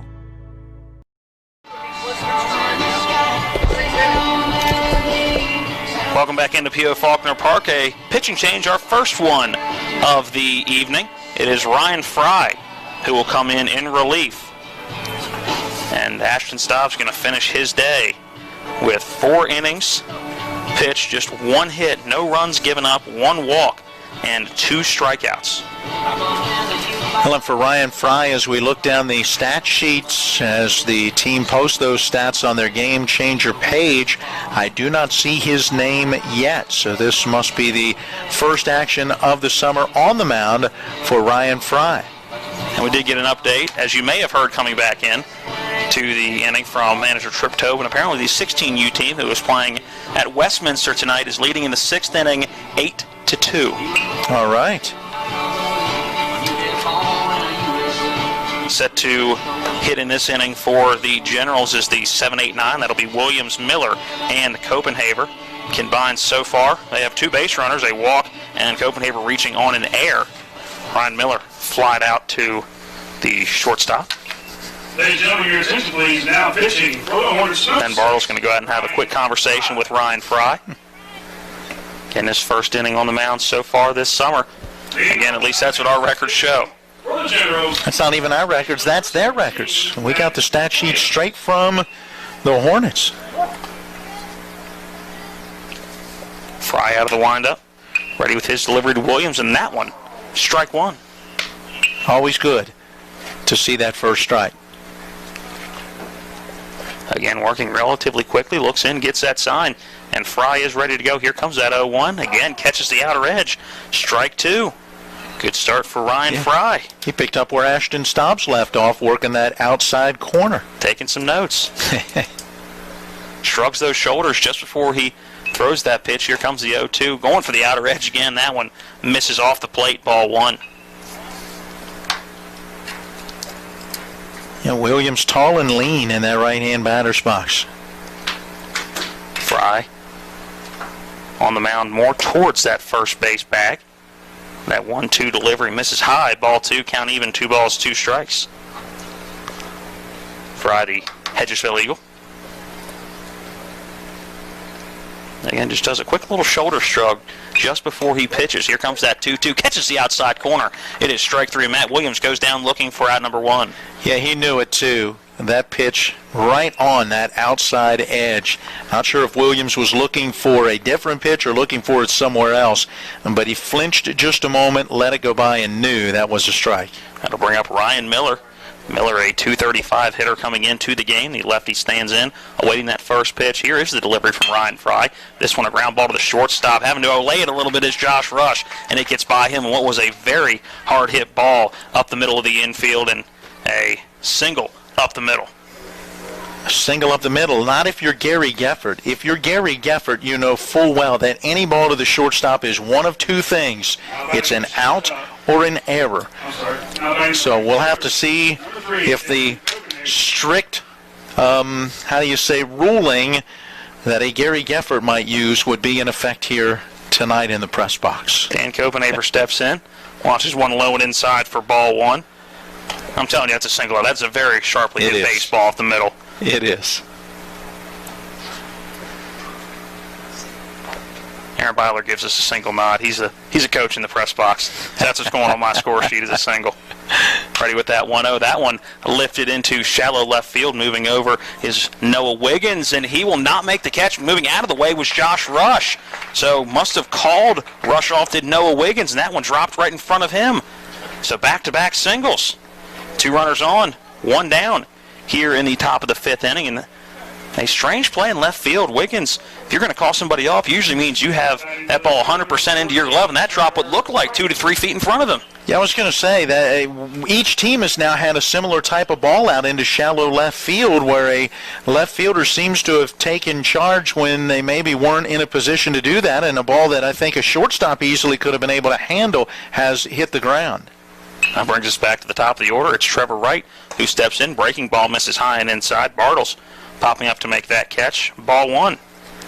So it's listed as a pair of singles, but Ryan Fry could almost easily be out of this inning, or at least have just 2 outs with a runner at first. Yeah, I'm still willing to give that single up the middle for Ryan Miller. Here comes the 1-0 to Wright, low and away. Ball 2. Now Fry's got to dig deep. Not try to overdo things, but you know you've got to stay focused here in a tough situation and go after that leadoff hitter. Things can unravel quickly with the top of the order up there. Fry looks in on the 2-0, misses well outside. Ball 3. What inning are we in? We are in the 5th. Don't tell me there's a riddle coming. No, I'm just saying. Okay, what just did you say sure at the beginning of this game? I said a lot of things. We've been talking this entire game, Matt. Man, Tell me after the 3-0 pitch here to Wright. This one, a 3-0 green light fouled off down the right field line. Going out of play, strike 1. You mentioned from the very beginning of the game that the runs have been few until later in the game. And what inning did you say? I did say that. The About 5th inning, and here we are. 3-1 the count to the leadoff hitter, Trevor Wright. Just had to jar your memory a little. 2 runners on that 3-1 outside. Ball 4. Oh, boy. Now a tough situation with the bases loaded, just 1 away. You still turn the double play. You still have a chance to cut down the run at the plate. Middle infielders, let's see if they're going to stay back. The corner infielders are coming in. Rush at short, looking over towards the dugout to see. I think those middle infielders, it looks like they're going to stay back with a chance to maybe turn 2. Looks like Coach Smith was looking into the dugout, probably looking for a courtesy runner for his catcher, Ryan Miller, who's standing at third base. Does not get one here. Out of the windup, it'll be Ryan Fry, able to go out of the windup with the bases loaded. First pitch to Colby Childs, misses high, ball 1. 5 of the last 6 pitches out of the strike zone after the sharp hit ball up the middle from Miller, and then the little bloop for Copenhaver. Here comes that 1-0 pitch. That one catching the inside corner for strike 1. Nice pitch. Needed that strike big time. Again, bases loaded, a couple of singles and a walk here in the top of the 5th. Ready with that 1-1 pitch. Here's Fry. That one high and inside. Ball 2. And got to battle back here. Need a strike, and Childs knows it, so he can maybe sit on a pitch that he is looking for. The last thing that Fry wants to do is go to 3-1 with the bases loaded. Out of the windup, here comes that 2-1. That one just a bit high. Ball 3, and again, nowhere to put him. Had some movement on that one, but it started just a touch too high out of the zone and didn't break down into the top part of that strike zone. Ready with a 3-1 quickly is Ryan Fry. That one low and away, ball 4, and there's going to be an RBI walk for Colby Childs to bring in the first run of this ball game in the top of the 5th. 1-0 Generals. Ryan Miller, who reached on that scorcher back up the middle, comes home to score the first run. And after a strikeout to get the inning started, you've had the back-to-back singles and now back-to-back walks. It'll bring up Sean Garvin. Garvin so far in this one, 1 for 2. Did have that deep double down the right field line. I believe we do have a little bit of action in the bullpen behind that Hornets dugout down the third base line. First pitch, this one driven into the gap in right center field. That may clear the bases. It is going to be a sure double, 1 run around. Coming in to score with ease is Copenhaver. Trevor Wright now coming in from second. They're going to try to score all 3. Childs coming in from first. He scores 3 runs across, now 4-0 on the 3 RBI double, his second of the game for Sean Garvin. And Matt, the 5th inning, runs coming across. Well, he was looking for a pitch that he could drive, and he got it on that very first pitch of the at-bat. A little up and away. He went with it, took it that other direction, and heads up base running as Colby Childs able to motor all the way around and score from first. And, man, a couple of tough breaks in this half inning for Ryan Fry, kind of extending that inning. Then the couple of walks, and Garvin makes him with his second double. Stepping in now is Jack Reisenweber, hoping to continue this strong inning offensively, breaking ball high and inside. Reisenweber ducking out of the way for ball 1. And again, Fry just battling to try to get that first strike, get ahead of a hitter here. Gave that pitch to Garvin that he drove. Here comes that one low and in the dirt. A good block by Ben Bartles. Didn't realize that he had trapped that one in the glove. Popped up, looked behind him for quickly looking down in the left hand and realizing the pearl was in his catcher's mitt. Ball 2. Fry looks in, now comes set out of the stretch. Takes a quick glance back to Garvin at second base, ready with that 2-0. That one on the outer edge for strike 1. There you go, Fry battling back. Wonder if Reisenweber was taking there no matter what in that given situation. Still just 1 out in the inning with a runner at second. Here comes a 2-1, a swing and a miss by Jack Reisenweber. Count now even. 2 balls, 2 strikes, and a big at-bat here for Ryan Fry. Seemed to be out in front of that one just a touch. And hitting's contagious, just trying to put bat on the ball, trying to find the gap, and there's been a couple of singles that have barely reached the outfield grass so far here as he fouls off the 2-2, and we'll do it again. Good battle for Reisenweber. 3 hits in the inning after just 1 hit through the first 4 innings for the Generals.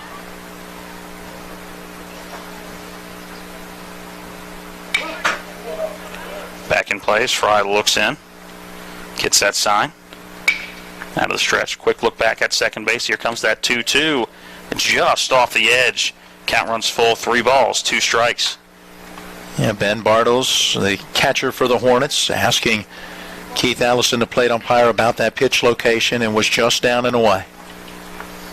Count now full as Fry looks in. Here comes the payoff pitch, 3-2. This one roped right back up the middle. Freezing for a moment at second base was Garvin. He will be held at third base, but it'll be a single up the middle for Jack Reisenweber. And Garvin freezing for just that split second. That may have been the difference on whether Coach Mike Smith sends him home or not, but still it's runners at the corners and just 1 down here in the top of the 5th. on 4 hits now in the inning, add in a couple of base on balls, and it's been a rough outing for Ryan Fry, and it may wrap up here as manager Trip Tobin going to go ahead and call the entire infield to the mound. Let's see if they're ready to make the pitching change. Does not quite look like, maybe just a quick conversation. Nobody jogging in out of the dugout. So unless it's going to be a change in the field, which has been very rare this summer so far, this may just be a quick conversation on the mound. And it looks like it is just going to be that conversation. Manager Tobin talking to that infield. And just trying to settle everyone down. Maybe also helping to set up that defense with runners at the corners at first and third with Camian Gonzalez coming out. Locally owned, better known, great food, great prices. Conference on the mound is over. Gonzalez becomes the 8th batter in this half inning for the Generals. And that is that time of the evening. It certainly is. Brisket nachos. I've never heard a sweeter sound. I made some queso. Let's get queso. Oh, there you go. From Fat Jack's Barbecue. Stop by and see Jack Bartley anytime you're here at a Hornets game or at their facilities in Inwood. This pitch fouled back out of play. Gonzalez steps in. The first pitch he sees has that foul ball. So far 0 for 2 on the contest. Let's see if that conference on the mound can do just what I'm sure that manager Trip Tobin was hoping, just kind of settle it down, set a new tone. Fry looks in, runners at the corners. Here comes that 0-1. That one low for ball 1. Maybe also have been a chance to get a little more time for whoever may be warming up in the bullpen also with that mound visit. First base is Jack Reisenweber. Sean Garvin is at third base. Here comes the 1-1 well outside Lona. There are good backhand stab by Ben Bartles to keep Garvin stranded at third base. Count now 2 balls, 1 strike. Yeah, very nice job. The great barbecue sauces as well. We got to thank Patrice as well, because John's wife has been sending up the pepperoni rolls. I heard him talk about maybe a pepperoni roll in some of that there barbecue sauce. 2-1. That pitch catches the outside edge of the zone. Camian Gonzalez, the batter, now has to fight off what is going to be a 2-2 count coming in. Again, trying to drive in at least Sean Garvin, who stands at third base. Here comes that 2-2 pitch. Breaking ball misses upstairs. Count runs full, 3-2 to Gonzalez. And we had a check throw back down to second, and the quick throw back in at home, and Garvin going to be thrown out at the plate. It was the double steal working in, and that run not going to get in from third base is Sean Garvin, the second out of the inning. Yeah, they tried that bit of a delayed double steal. Could they draw the throw down? And yes, Ben Bartles was throwing through. The throw was cut off in that middle infield, and the return throw came to the plate in time to allow the tag and get the out of Garvin. So now standing at second base is Jack Reisenweber. 3-2 pitch to Gonzalez. This one lifted towards the right side. Anderson calling everybody off. He'll take a few steps in, extends that left arm, and the side is retired. 4 runs do come across in the top half of the 5th. Then we'll go to the bottom of the 5th. When we come back, it is the Generals 4, the Hornets nothing. For the Generals in the top half of the 5th inning, 4 runs on 3 hits. They're my closest friends. We've been through a lot together. Seeing our kids off to college, Kelly losing her mom, my 50th birthday, I trust them with so much. So when it came to my finances, I trusted Kelly's referral to her Ameriprise advisor. Beth gives me the comprehensive advice that helps me feel confident my financial future is secure. With the right financial advisor, life can be brilliant. Ameriprise Financial. TV10 is teaming up with the Berkeley County Youth Fair to bring you the first ever Berkeley County Virtual Youth Fair from August 1st to August 7th, 4 p.m. to 10 p.m. each night live to your television. The Virtual Youth Fair will feature our county's youth presenting their animals just as they've done before. But since you can't go to the Youth Fair to see them, we'll bring the Youth Fair to you. Join TV10's Mary Beth Blair each day from August 1st through August the 7th as she introduces you to the youth of Berkeley County and their videos of their Youth Fair experience right here on TV10.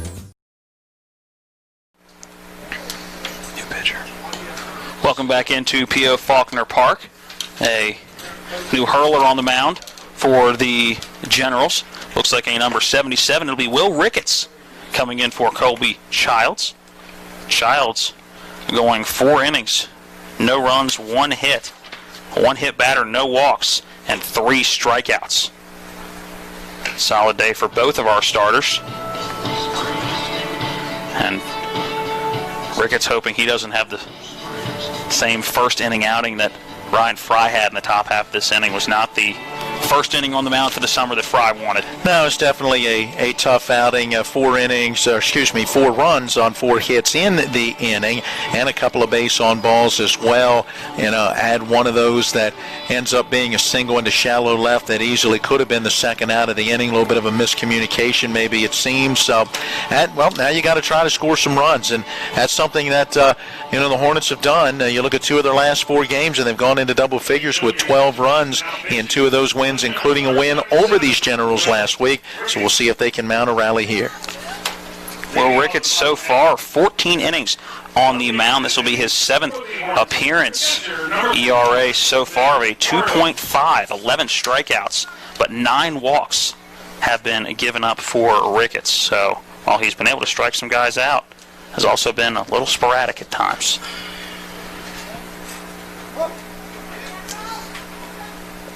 Leading off here in the bottom of the 5th for the Hornets is Ben Bartles. First pitch to Bartles. Misses inside, ball 1.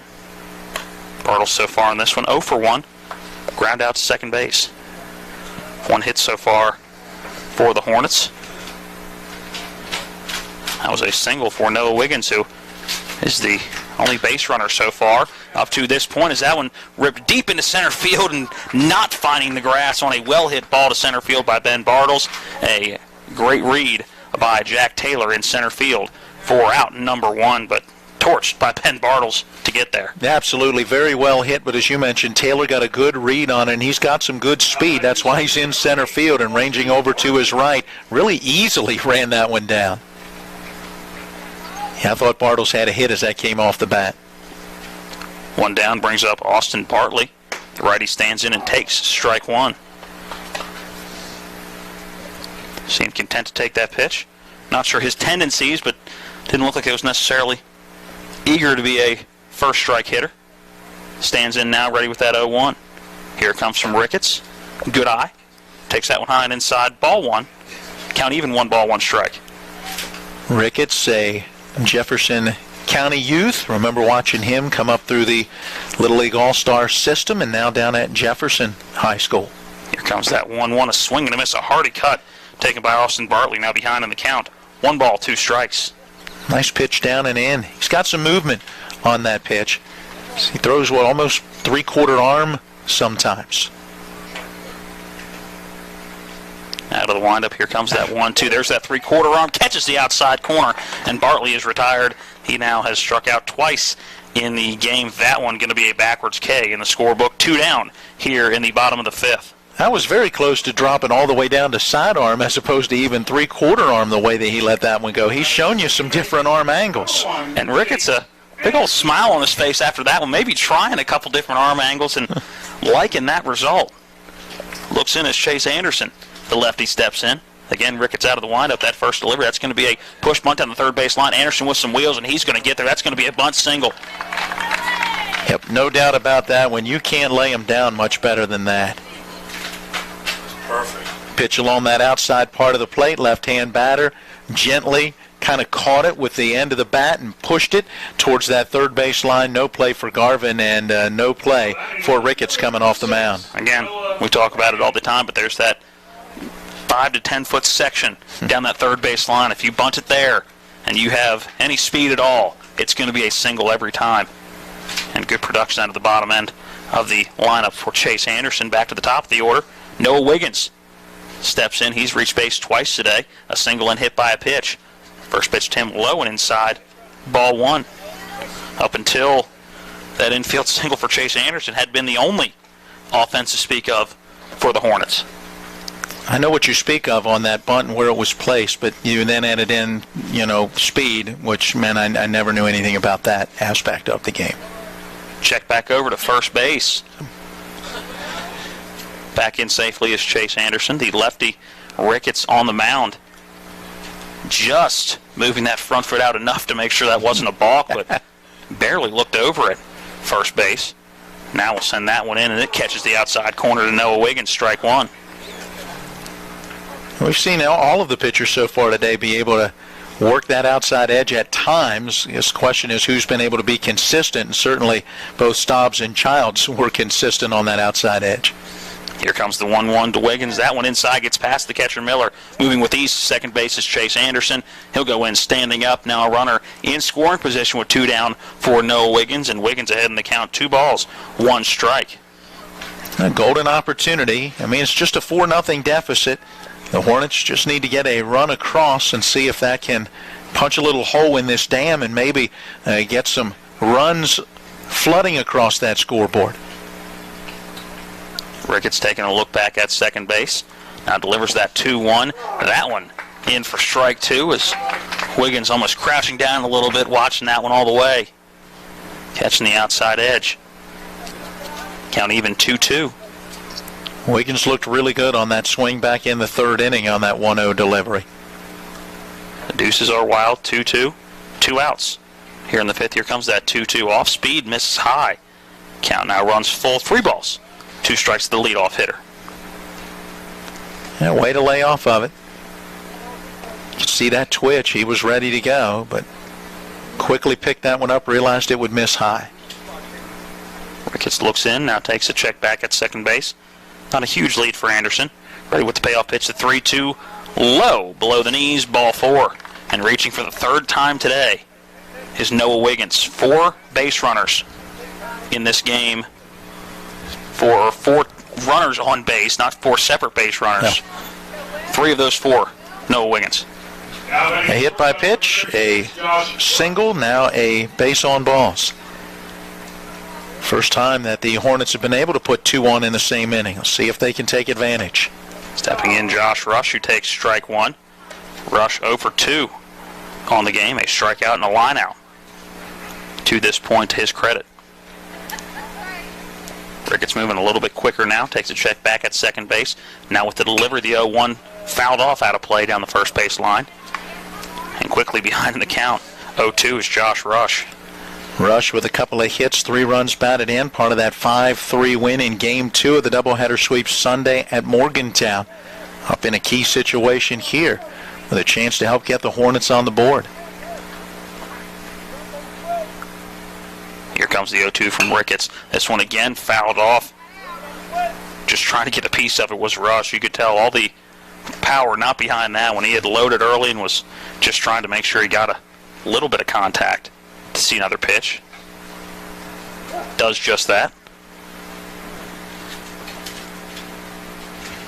2 runners on, 2 outs. Ricketts with the delivery on the 0-2. This one again fouled high. Going back towards the backstop. Is Miller going to have a play on it? It comes trailing back towards him.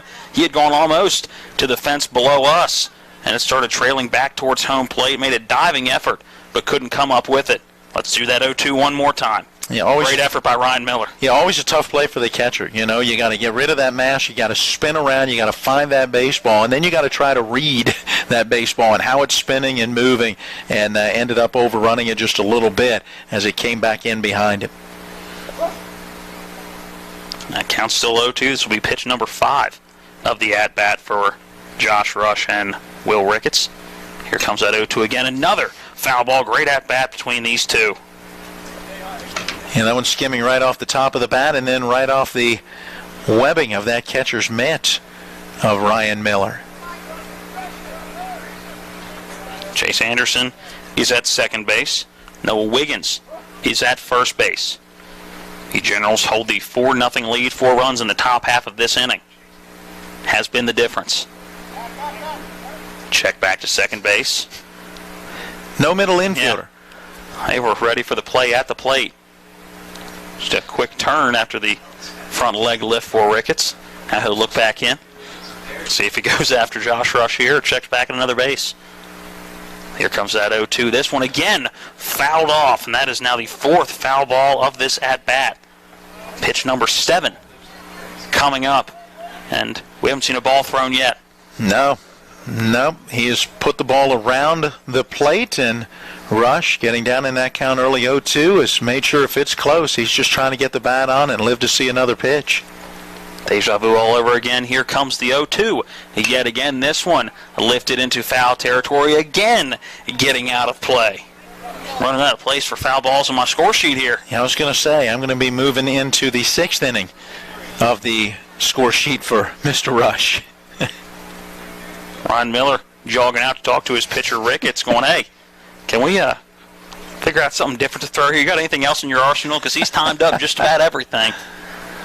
Yeah, but you got a knuckleball in there or anything? While he's timed it up, he hasn't been able to, hit it solid. Yeah. He's just been a battle. Yep. And maybe even you're saying, hey, let's get one out of the zone, see if you can get him to chase.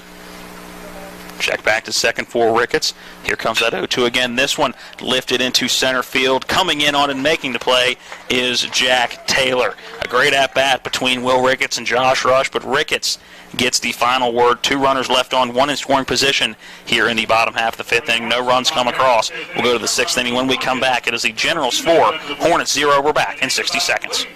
Score. Generals 4. TV 10 is teaming up with the Berkeley County Youth Fair to bring you the first ever Berkeley County Virtual Youth Fair from August 1st to August 7th, 4 p.m. to 10 p.m. each night live to your television. The Virtual Youth Fair will feature our county's youth presenting their animals just as they've done before. But since you can't go to the Youth Fair to see them, we'll bring the Youth Fair to you. Join TV 10's Mary Beth Blair each day from August 1st through August the 7th as she introduces you to the youth of Berkeley County and their videos of their Youth Fair experience right here on TV 10.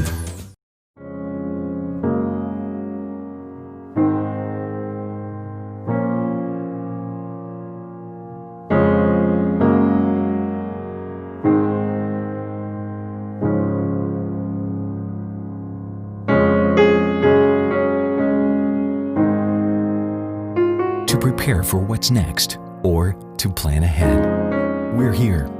Brown Funeral Home, a legacy of service since 1880. Welcome back into P.O. Faulkner Park. Another pitching change for the Hornby Hornets. It is Thomas Butka who will come in here in the top of the 6th inning, relieving Ryan Fry, who went 1 inning, giving up 4 runs on 4 hits. 2 walks, did strike out 1, but through 33 pitches. 4-0 is your score. The Generals out in front of the Hornets. Back in with the play-by-play for the 6th and 7th. Matt Miller. Matt Crawford, thank you very much. Thanks as well to John Alderton running our TV 10 camera. Natalie Comer, our on-site producer, and our studio engineer and producer is Donald Kinney. Here's a pitcher's duel through 4 innings as Colby Childs in the start went 4 innings, no runs allowed on a hit, 3 strikeouts, no walks, and a hit batter for the Generals. Ashton Stobbs for the Hornets in 4 innings, no runs, just 1 hit, 2 strikeouts, and 1 walk. Then in that top half of inning number 5, the Generals able to put 4 runs on the board on 4 hits, and then now Thomas Butka trying to settle in and make sure this deficit does not get any greater as the Hornets have just 2 at-bats left. Jack Taylor was the only General not to hit in that 5th inning. The left-hand batter takes inside for ball 1. Taylor has lined out to the shortstop and has struck out swinging at a pitch that just got into the dirt. Ben Bartles snatched it and quickly applied a tag before Taylor would even leave the batter's box. 1-0 pitch low and outside, 2 balls, no strikes. Matt Williams and Ryan Miller do next for the Generals. A swing and a foul tip at the 2-0 pitch. Count now at 2-1. Bartles able to hang on to that one. Butka ready, left-hander to the plate, works that outside edge for a called strike, and it's now 2-2. Good battle back for Thomas Butka as we look at see what he has done this year on the mound. Just 2/3 of an inning so far. His 2nd appearance as that 2-2 misses in the dirt. Yeah, worked down and in to the left-hand batter, and the count's gone full. In the 2/3 of an inning, 2 strikeouts, 3 walks, and that ERA at 27. 3-2 pitch grounded on the right side of the infield. Moving in on it is the second baseman. He will come up with it and make that throw on to first in time. That is Chase Anderson with the play defensively. The ground out goes 4-3, 1 down.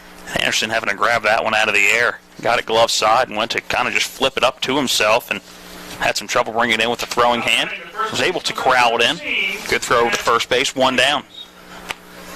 So Matt Williams to the plate. A walk and a strikeout to his credit so far today. First pitch swinging, grounds it slowly foul down that third base line. Cullen Horowitz down the line from third, picks it up with a bare hand in foul territory. Gives it back to Thomas Budka, and the left-hander ready to go.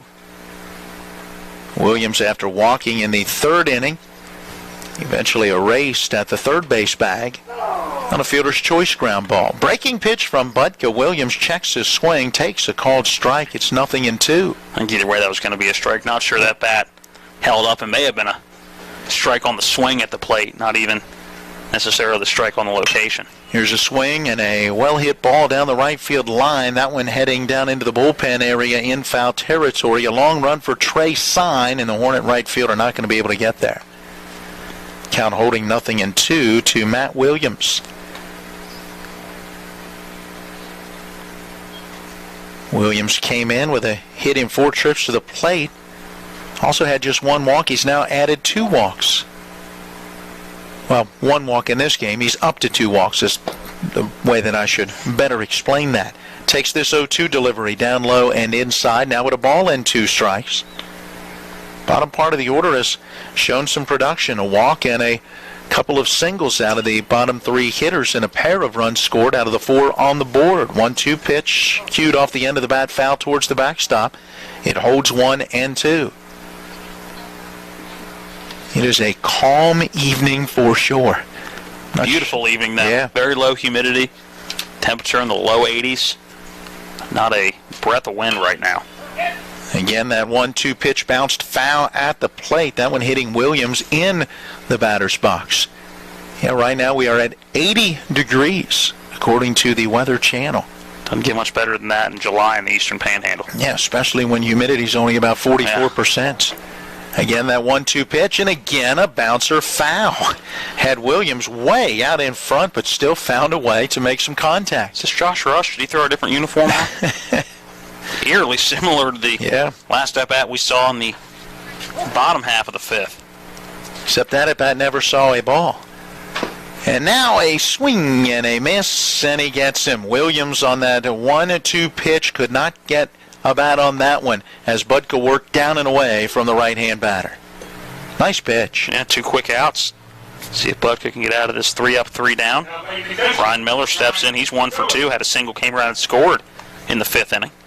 Yeah, he got that whole mess started with a 1-out single, and he takes a strike on the outside corner. Yeah, Miller and Copenhaver singling out of the bottom of the order, then Wright and Childs drawing base on balls, and it was Sean Garvin with a key 3-run double to help give the Generals the 4-0 lead. Pitch missing, 1 ball, 1 strike now to Miller. Delivery to the plate, a swing and a miss.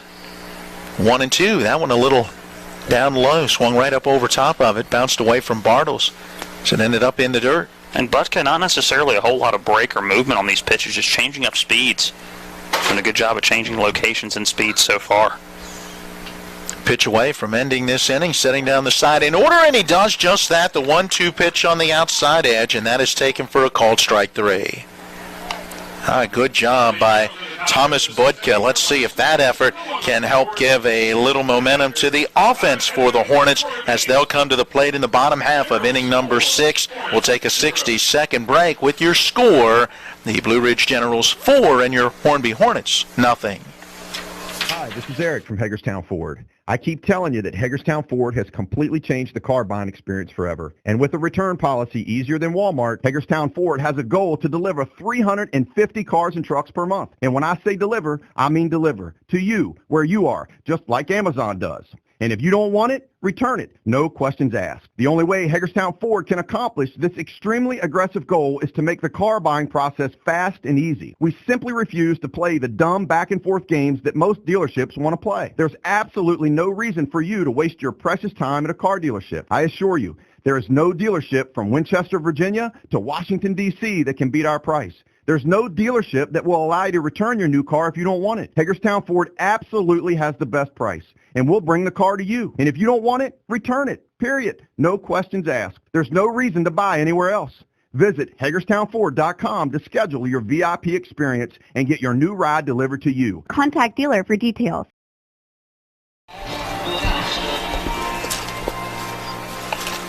Let's make our way to the bottom half of inning number 6.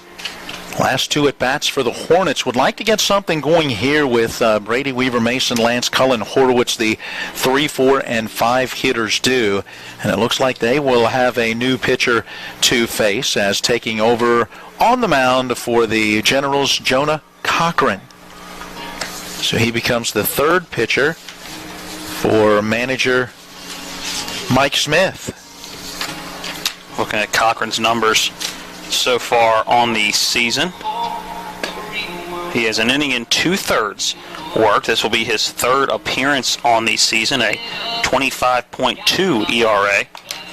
Has walked 2, struck out 2, and has given up 6 runs on 7 hits in that inning and 2/3. He takes over for Will Ricketts, who worked the 5th inning, allowing no runs on a hit in his lone inning. He did walk 1. He also struck out 1, and now gives way to Jonah Cochran. And not noticing any other defensive changes, so it looks like a simple straight change as far as the 2 pitchers concerned.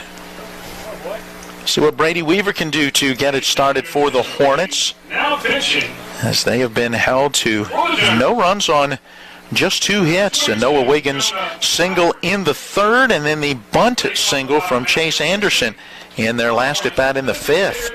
Outside of that, the Hornets have been held in check.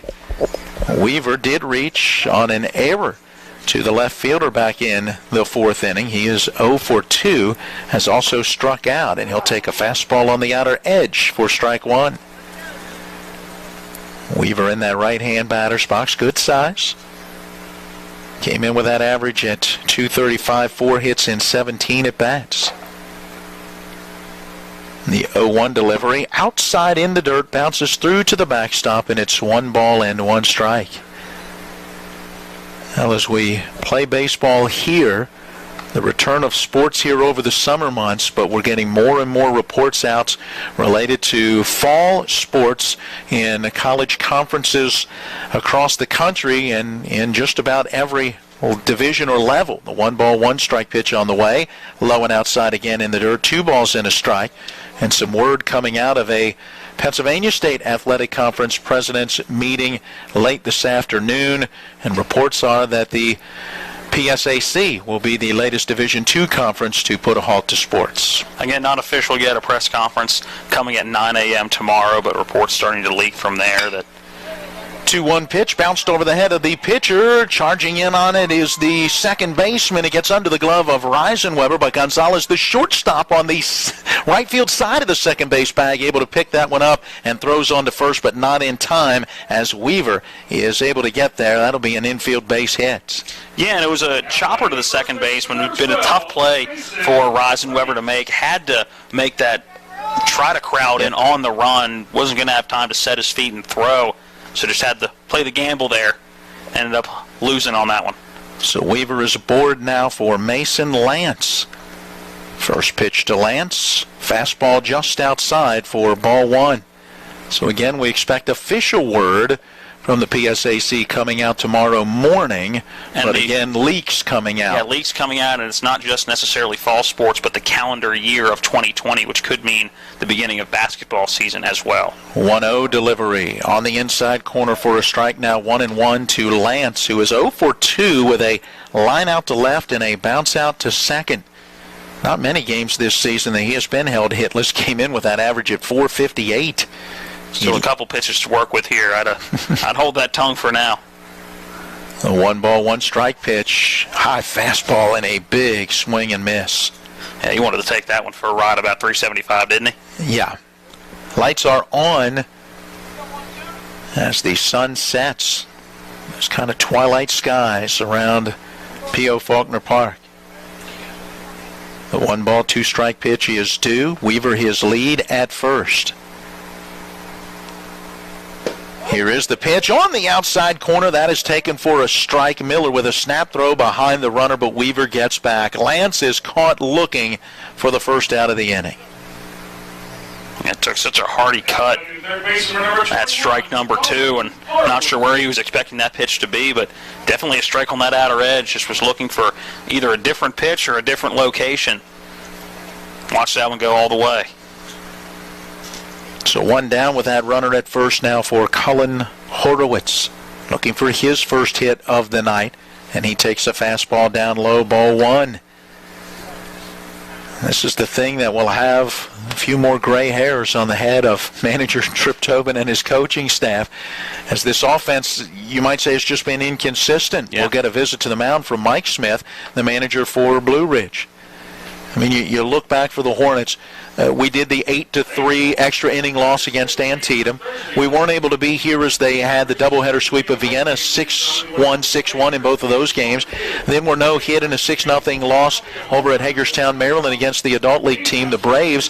But then came 12 runs, only to come back the next time out and only score 4 in a 6-4 loss. Then the 12 runs over the weekend in game 1 of a doubleheader at Morgantown, 5 runs in the nightcap, and now here we are in this one, and back down to just 1 run.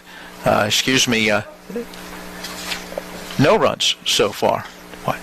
Are we predicting a run on the board? We get a pitch to the plate taken for a strike after that conference on the mound. I believe that worked the last time we were out here. And they might be trying it again. There we go. No, they put it back to a 0.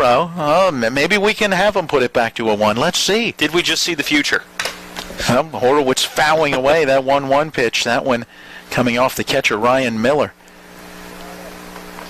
Not sure if we got our plate umpire, Keith Allison, or not. Can't quite tell. You can hear the extra ting and then the plastic of some sort that was hit. One of the protective devices for the guys behind the plate. Now they count at 1-2 strikes to Horowitz. 1 out, a runner at first. Here's that 1-2 pitch. Down low and outside, gets by Miller, and that will allow Weaver to take second base. More than likely a wild pitch down and away from Miller. I'm not sure he ever really got the glove on it. Don't know if he was fooled or just a... He was set up right down the heart of the plate. Yeah. It looked like wasn't set up low and away. I think that one just getting away from Cochran. So Horowitz now has the count at 2-2 strikes. Golden opportunity now with a runner in scoring position. Here comes the pitch, and the fastball just up and away, and the count's gone full. Maybe we will put that run back on the board. Just 5 outs to play with. Last time out between these two teams, Horowitz had a couple of hits, including an RBI base hit. Takes the 3-2 delivery. Here it's outside, ball 4. And the Hornets have runners at first and second with 1 out in this bottom of the 6th inning. Trey Sign to the plate. Looking to keep this rally going.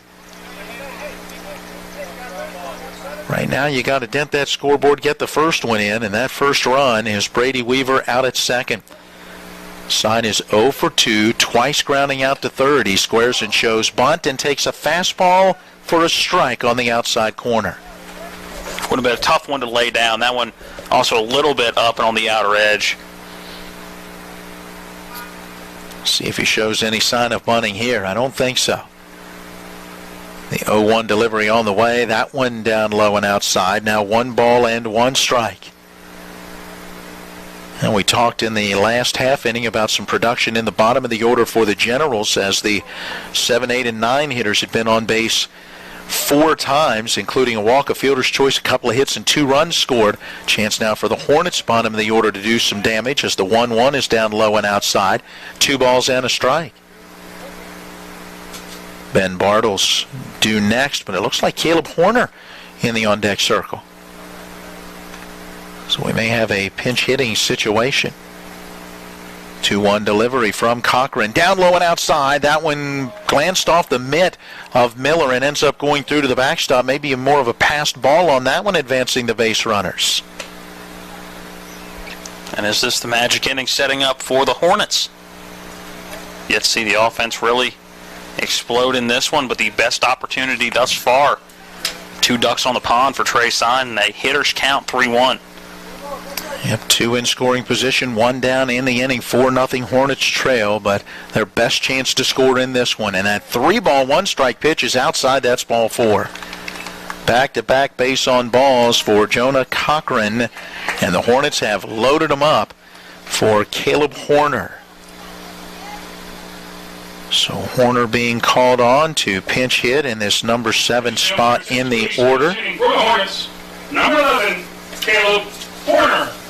Take a look at his numbers so far. 3 hits in, 16 at-bats, no homers, 2 driven in.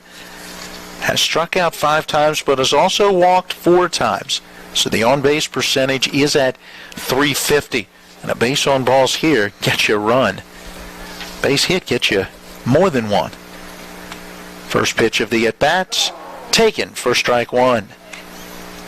The corner's not playing in for the Generals. So looks like they're going to play some straight-up defense here. Yeah, maybe willing to give up a run to trade a run for an out. Yep. At this point, you got a 4-run cushion. 0-1 pitch off that outside edge. Now 1 ball and 1 strike to Horner. Looking back at his numbers when these teams met a week ago, and he had an RBI double as he went 1 for 3 and also drew a base on balls. Cochran to the plate, misses low and outside, and starting down the line at third was Weaver, but he is going to retreat as Ryan Miller quickly on that one, bouncing off of the brick backstop. Yeah, that one ricocheting very hard. I think Miller only had to take 4 or 5 steps back. And freezing at third base is Brady Weaver. A smart decision. Don't want to make the second out at home. Bases loaded right now. Good opportunity. Caleb Horner heading the count 2-1. And it's been a sporadic pitching performance so far for Jonah Cochran. So if you're Caleb Horner, you got to see one you really like and try to drive one into a gap. 2-1 pitch, and that one a strike on the outside corner. Belt high, maybe even a little bit higher. That was a little bit higher than belt high. I think it caught the edge of the zone. Not saying it was out of the zone, but that was the upper outside edge for sure. So Jonah Cochran gets the pitch that he needed, and the count moves to 2 balls and 2 strikes as Horner steps back in. That break-even pitch on the way. Swing and a miss. He got him. Big pitch for Cochran. And a missed opportunity for Caleb Horner. Now it will bring to the plate Austin Bartley, number 8 hitter in the order, 0 for 2. A pair of strikeouts. Good opportunities for Bartley here, though. Yep. You don't got to worry about those 2 strikeouts. You're able to find some outfield grass here. Here is a fastball low and away for ball 1. 2 down now with the bases loaded. The Hornets trailing 4-0. Trying to get on the scoreboard in what is their next to last bat of regulation. Go to the top of the 7th inning, and the 9-1 and 2 hitters will be coming up for Blue Ridge. Fastball on the inside corner is a called strike. Count 1-1. Weaver at third. Cullen Horowitz at second. Trey Sign aboard at first. 1-1 pitch is high. 2 balls and a strike. Chase Anderson would be due next. 6th batter to bat in this bottom of the 6th inning for the Hornets. Here comes the pitch. Just up and away, and it's gone to 3 balls and a strike, and there is no place to put Bartley. Looks like Keith Allison wanted to throw that strike sign. A pretty similar location to some of the ones a little up and away we had seen. Now a hitter's count for Bartley, but he's got to remember ball 4 means an RBI and a run scored. Here comes that 3-1 pitch. Taking all the way, Bartley watches it down the middle for a called strike 2. 2 outs with the bases loaded. The runners can be off with a pitch, a ball down a line or in a gap. Could bring home 3. Cochran ready. 3-2 on the way. Here it comes. Swing and a miss. He got him. And believe it or not, he strikes out the side in the half inning, able to work around an infield hit and a couple of base on balls. Gutsy effort for Cochran in that inning. Ended up striking out the side. 3 base runners in between all those, but ended up striking out 3 in the inning, and that is going to be a frustrating inning for the Hornby Hornets. Yeah, they will leave the bases loaded. In their last 2 at-bats, the Hornets have stranded 5 base runners and 3 in scoring position. And as we go to the 7th and final inning of regulation, it remains Blue Ridge 4 and your Hornets nothing. We're back in 60 seconds. Trips Floor Sanding and Berkeley Fashion Flooring has restored hardwood floors and solid premier flooring in this area for over 25 years, providing a wide range of services, including floor sanding and refinishing and floor coverings. When you're looking for reliable professional flooring services from a company you can trust, you can count on us. Schedule a visit to our well-stocked showroom today, then get a free estimate on your flooring project. On TV 10.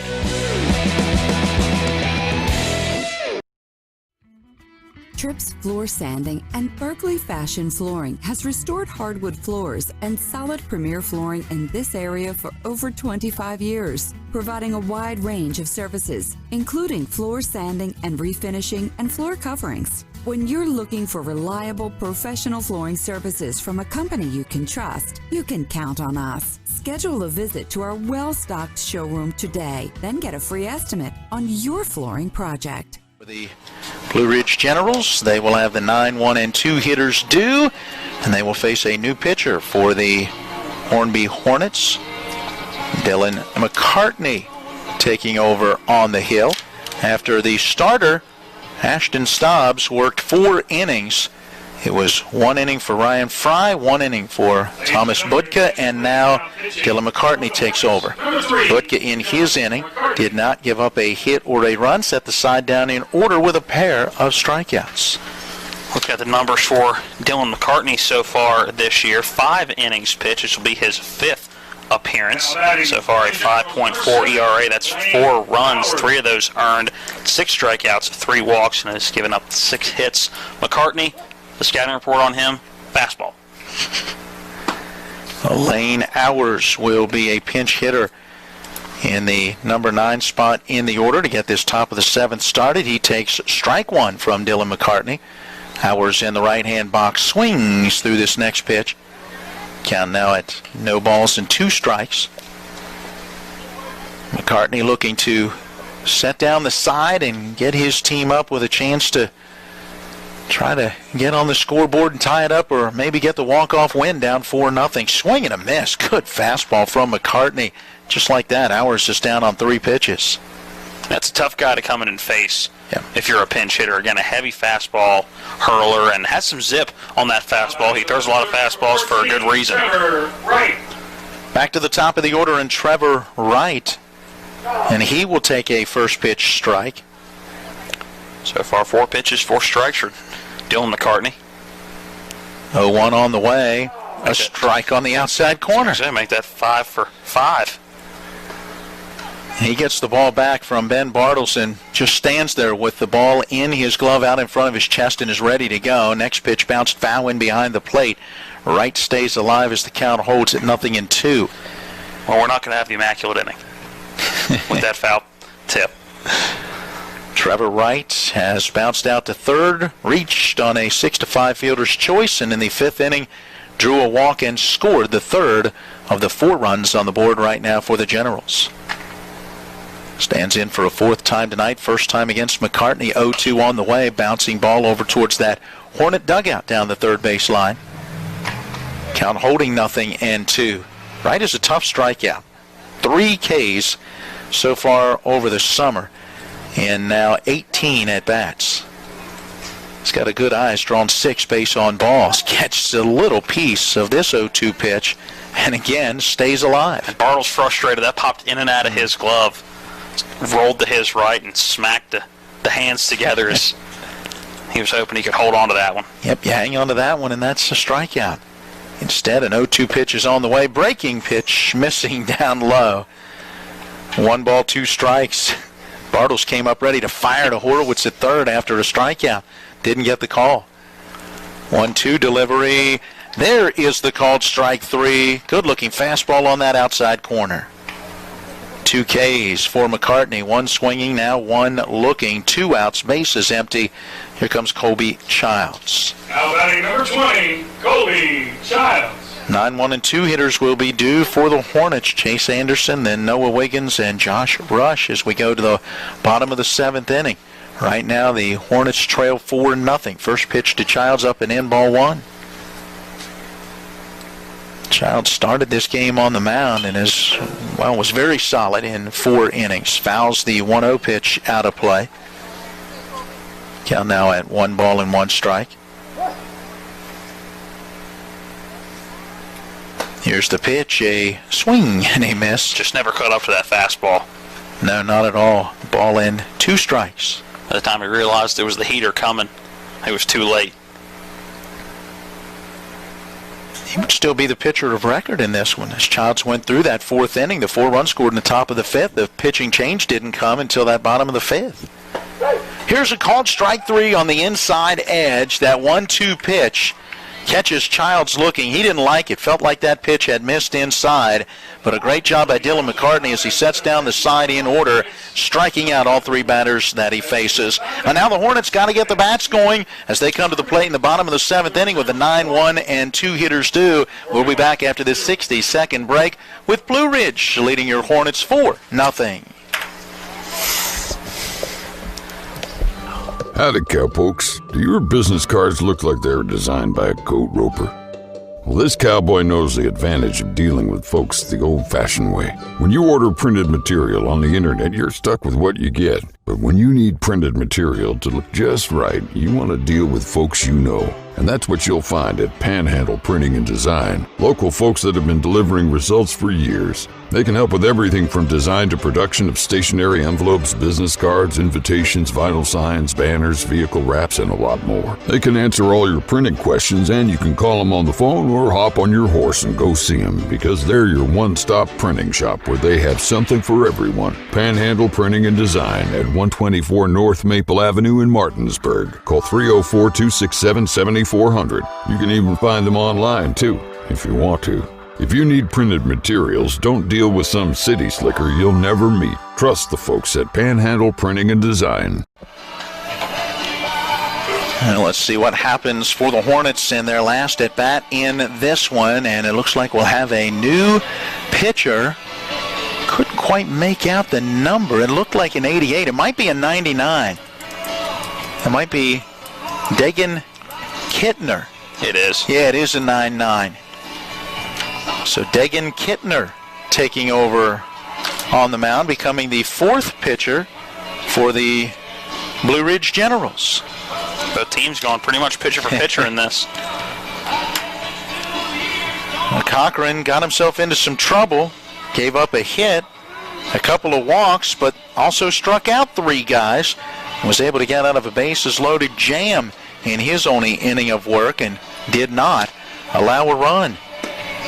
So now it's Kittner trying to close it out with right now a 4-0 lead for the Generals.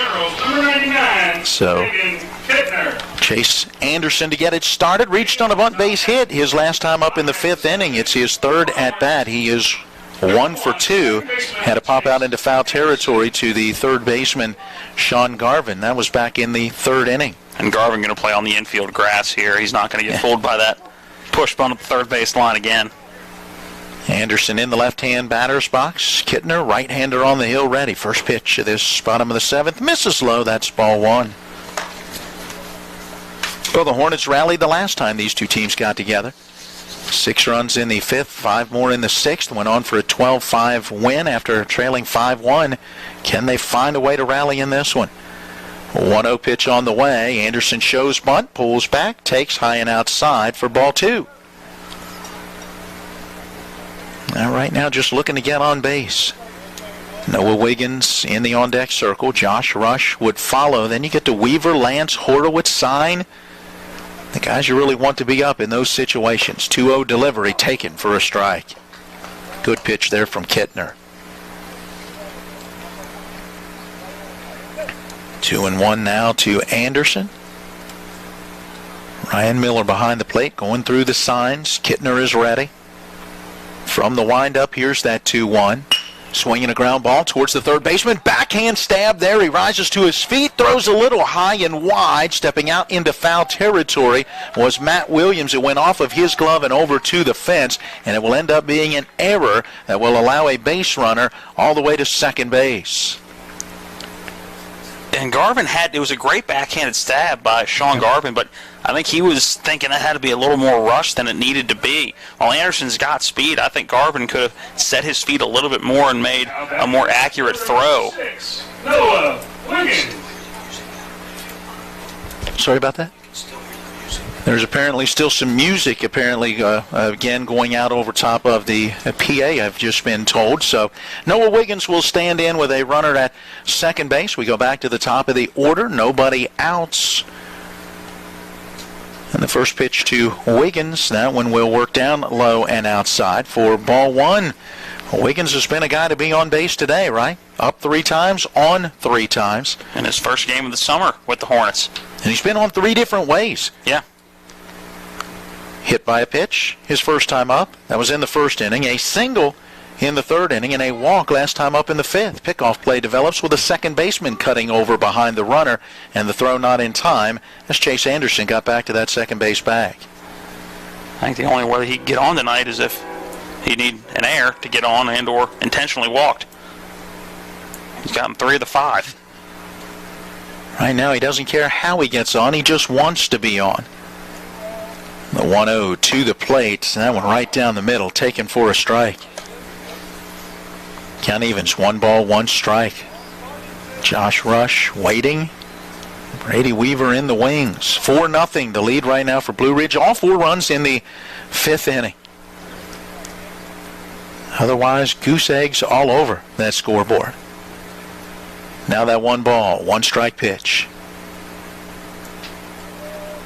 Here it comes. Kittner really taking his time between pitches. Just missed with that one, and it's 2-1. Good location. That's been a strike all day on both sides.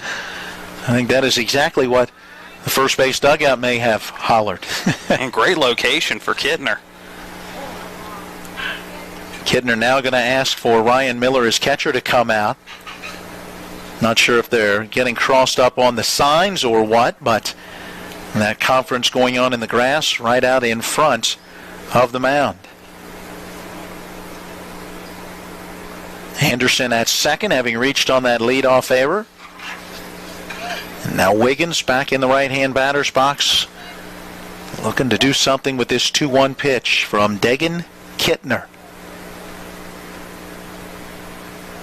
He comes set, looks at the runner at second, takes a second glance out there, and now to the plate and delivers a called strike. Another nice-looking pitch. Wiggins watching that one go by. Count evens, 2-2. Trip Tobin in the third base coach's box. The manager keeping an eye on the runner out at second with a second baseman ducking over near the bag. 2 ball, 2 strike pitch. Here it comes. Taken for a called strike 3 on that outside corner. Not much Wiggins is going to be able to do with that pitch. Just a great location. Saw a very similar location called ball 2 earlier in the at-bat. Maybe that was part of the thought process of Noah Wiggins. But again, the best case scenario there is he fouls one off and sees another pitch. Yep, retired for the first time tonight. 1 down with the runner at second for Josh Rush. He's looking to get on for the first time tonight. Takes down low. Nice block by Miller. Keeping the ball in front of him and holding that runner at second base. It was a heck of an at-bat back in the 5th inning for Josh Rush. He and Will Ricketts went about 10 rounds trying to figure out who was going to get the best of that at-bat. 8 pitches, not a ball missed the strike zone, and 6 foul balls before a flyout to end the inning. 1-0 pitch, a little up and in. Count 2 balls and no strikes to Rush, and that is going to get Mike Smith out of the dugout off the first base side.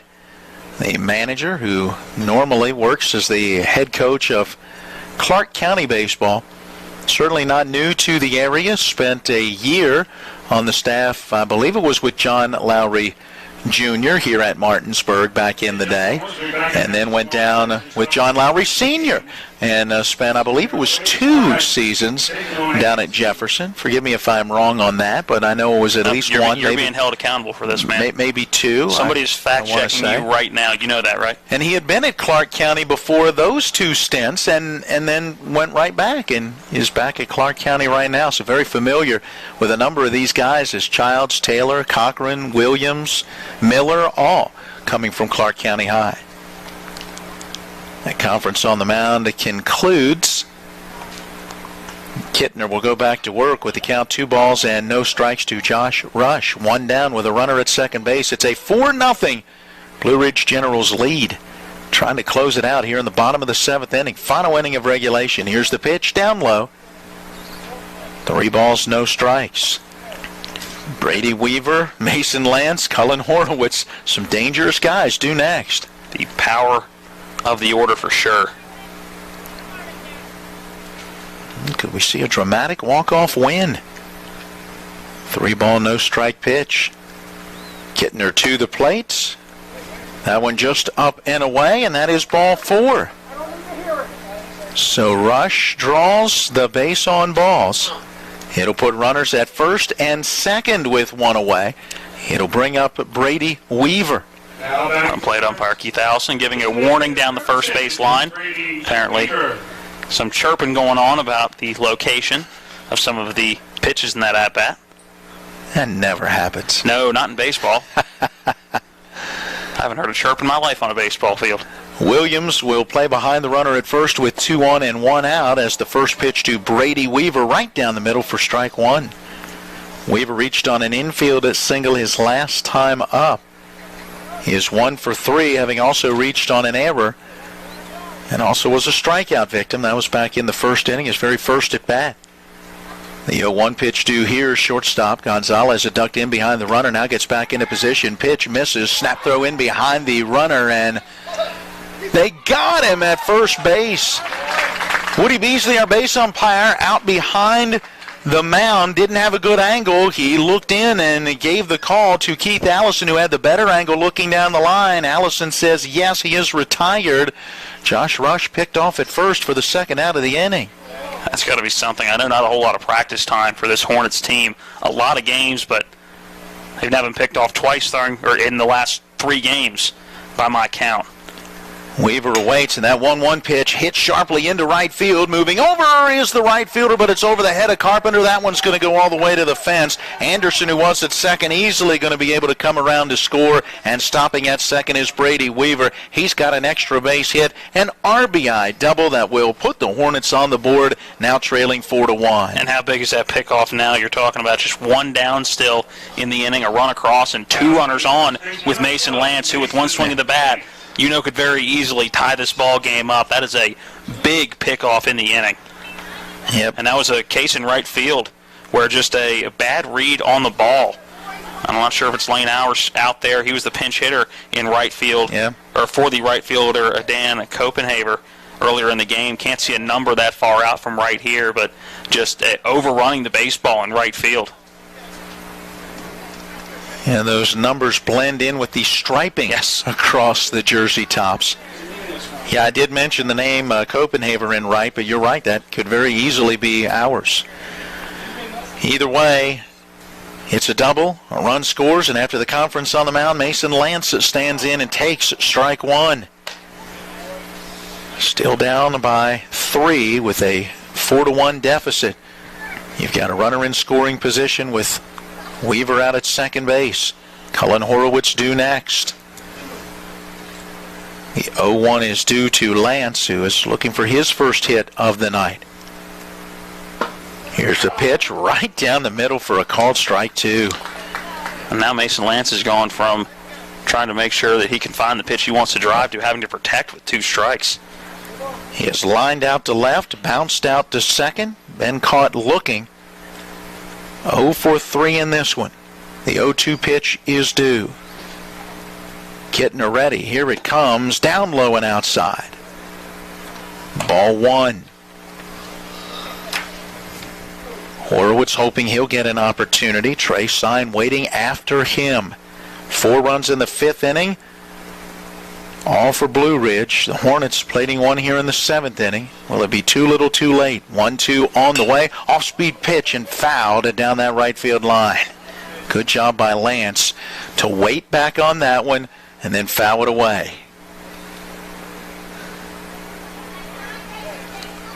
He'll gather his thoughts before digging back into the right-hand box.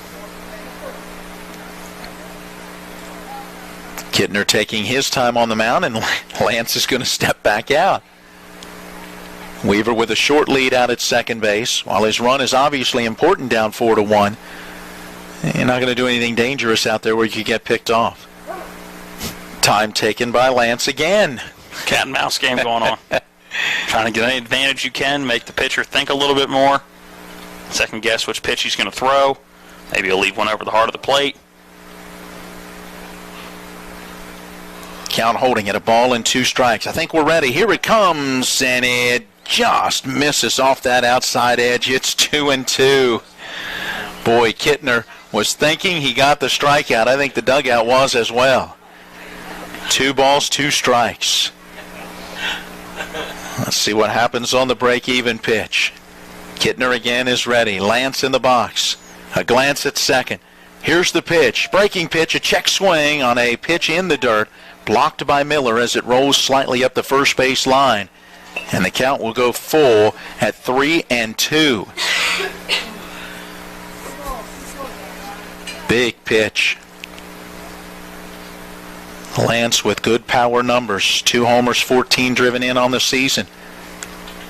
Let's see if Kittner challenges him. Here comes that 3-2 pitch. Fastball. He did. Swing and a miss, and Lance is down on strikes, and the ball game is over. Again, a pair of Ks in the inning. It was the bats that just did not come alive tonight for the Hornets. Inconsistency, you used that word earlier, and I think it's perfect to describe the offense we've seen from the Hornets so far this summer. It took 6 innings into the 7th to get that first run, and just not a lot of offensive productivity. Just 4 hits in the ball game tonight. Well, and as a result, just 1 run on the board, and Blue Ridge gets the victory by the final of 4-1. We'll take a 2-minute timeout, then return to P.O. Faulkner Park, where we will wrap it up with our post-game show. Again, your final, it's the Blue Ridge Generals 4 and the Hornby Hornets 1.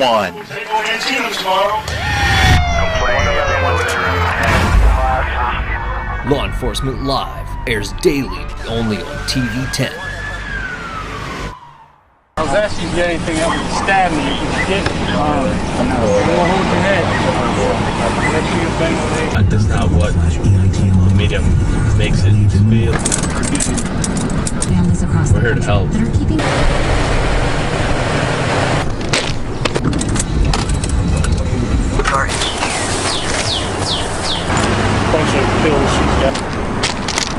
I like what I do. The following scene contains graphic content some viewers may find upsetting. Stand back.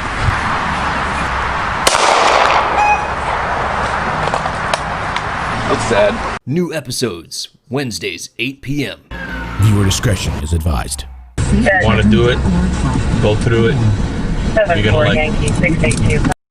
Eastern Panhandle Talk with Rob Mario and David Welch. Are you trying to create controversy more so than we already have? Responding to the people. I see. Okay. That's what I do. I think you're stirring it up. I'm kind of a big deal. That's right. That would be the root cause of the You stir. know what? I'm not paying that fine. Just got doubled. What? For? Denial. Why? Oh, denial. How can you not have the money? You have 17 jobs. Yeah, but none of them pay well. Weekdays at 8 a.m. on TV 10. It's Miller Time on Talk Radio WRNR. A local look at local, regional, and national sports with Matt Miller and Matt Crawford. And plenty that we can talk about coming out of the weekend, including the return of golf. Hold on. Oh, wait. No, there was no golf claps. There will be no golf claps. None whatsoever. Weekdays at 12 noon and 5 p.m. on TV 10. Yep. All right, let's wrap it up with our post-game show. A tough one here at P.O. Faulkner Park. Along with Matt Crawford, I'm Matt Miller. Thanks again to our cameraman, John Alderton, our on-site producer, Natalie Comer, and Donald Kinney is our engineer and producer back at the studio. Well, Matt, Blue Ridge didn't get on the board until that fifth inning. In fact, each team scored in only one of their at-bats as we got very solid starting pitching, and it wasn't until you got into the bullpen that Blue Ridge put 4 on the board in the fifth. The Hornets got 1 in their final at-bat in the seventh, but too little too late as they fall 4-1. Yeah, and again, we talked about it as we were closing the game out. It's just inconsistency at the plate. Not a bad day pitching for the Hornets. It was Ryan Fry who struggled in the one inning that he came in relief, giving up all 4 runs on 4 hits, 2 walks, and a strikeout. But everybody else in the mound, a solid game. And on the flip side, a solid game start to finish for the starter, Colby Childs, for the Generals, and everybody they brought in relief. And again, the bats just need to get a little more consistent for this Hornets team down the stretch. Yes, we've mentioned during the broadcast they've had those games where they've really come to life and put 12 runs on the board, but haven't been able to keep it steady as they come right back out with 5 runs the next time in a 5-3 win, but today only 1 run, and you look at those losses, and too many times they just haven't been able to get the bats going.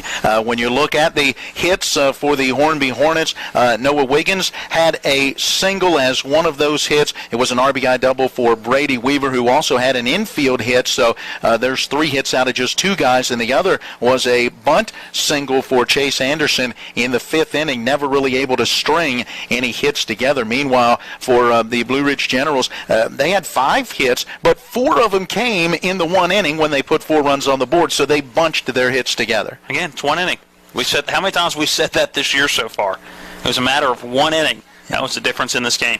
And it was Colby Childs who will get the win in the start. 4 innings, no runs, 1 hit. He struck out 3, no walks, and a hit batter. Ryan Fry takes the loss in relief. He gave up 4 runs on 4 hits in 1 inning. He struck out 1 and walked 2. Final totals will look like this. And Blue Ridge had 4 runs on 5 hits with 1 error. They left 4 all in scoring position. For the Hornets, 1 run on 4 hits with 1 error. They left 9 on base, 6 in scoring position. And there you go, 9 guys left on base and 6 at either second or third in a game in which the Hornets scored just 1 run. We mentioned Childs with the win, Fry with a loss, and the time of the game, 2 hours and 11 minutes. We've got the Hornets falling to 5-4. Blue Ridge improves now to 6-4. All right, our next broadcast will be coming your way next Wednesday when Winchester comes to town to take on the Hornets. The Hornets are back in action tomorrow at Antietam over in Maryland, and then back here on Thursday against Romney, a game originally that was going to be scheduled at Romney, but again, they're having trouble having a home field, and so they'll come back down here. We will not be able to bring you that broadcast on Thursday. Then the Hornets are at Falls Church on Saturday, and back here for a doubleheader against PBR. No, it's not the Professional Bull Riders. It is a different program, and that doubleheader at 1 and 3 here on Sunday. And again, won't be able to get here for that one, but we will have coverage again for you next Wednesday. Well, it wraps up our coverage here tonight. Again, thanks to each of our sponsors for joining. Thank you for, let me try that all over again, for giving us the opportunity to call these games. Thank you for joining us at each of our broadcast entities. Can you tell what happens when you have that morning shift? And, welcome to my world, big guy. There you go. And thanks to everyone as a part of the broadcast. Let's just wrap it up. Here we go. Final score, Blue Ridge 4, the Hornets 1. Until next time, good night. You've been listening to Hornby Hornets Baseball on Talk Radio WRNR and TV 10. All rights reserved. We now return to regular programming.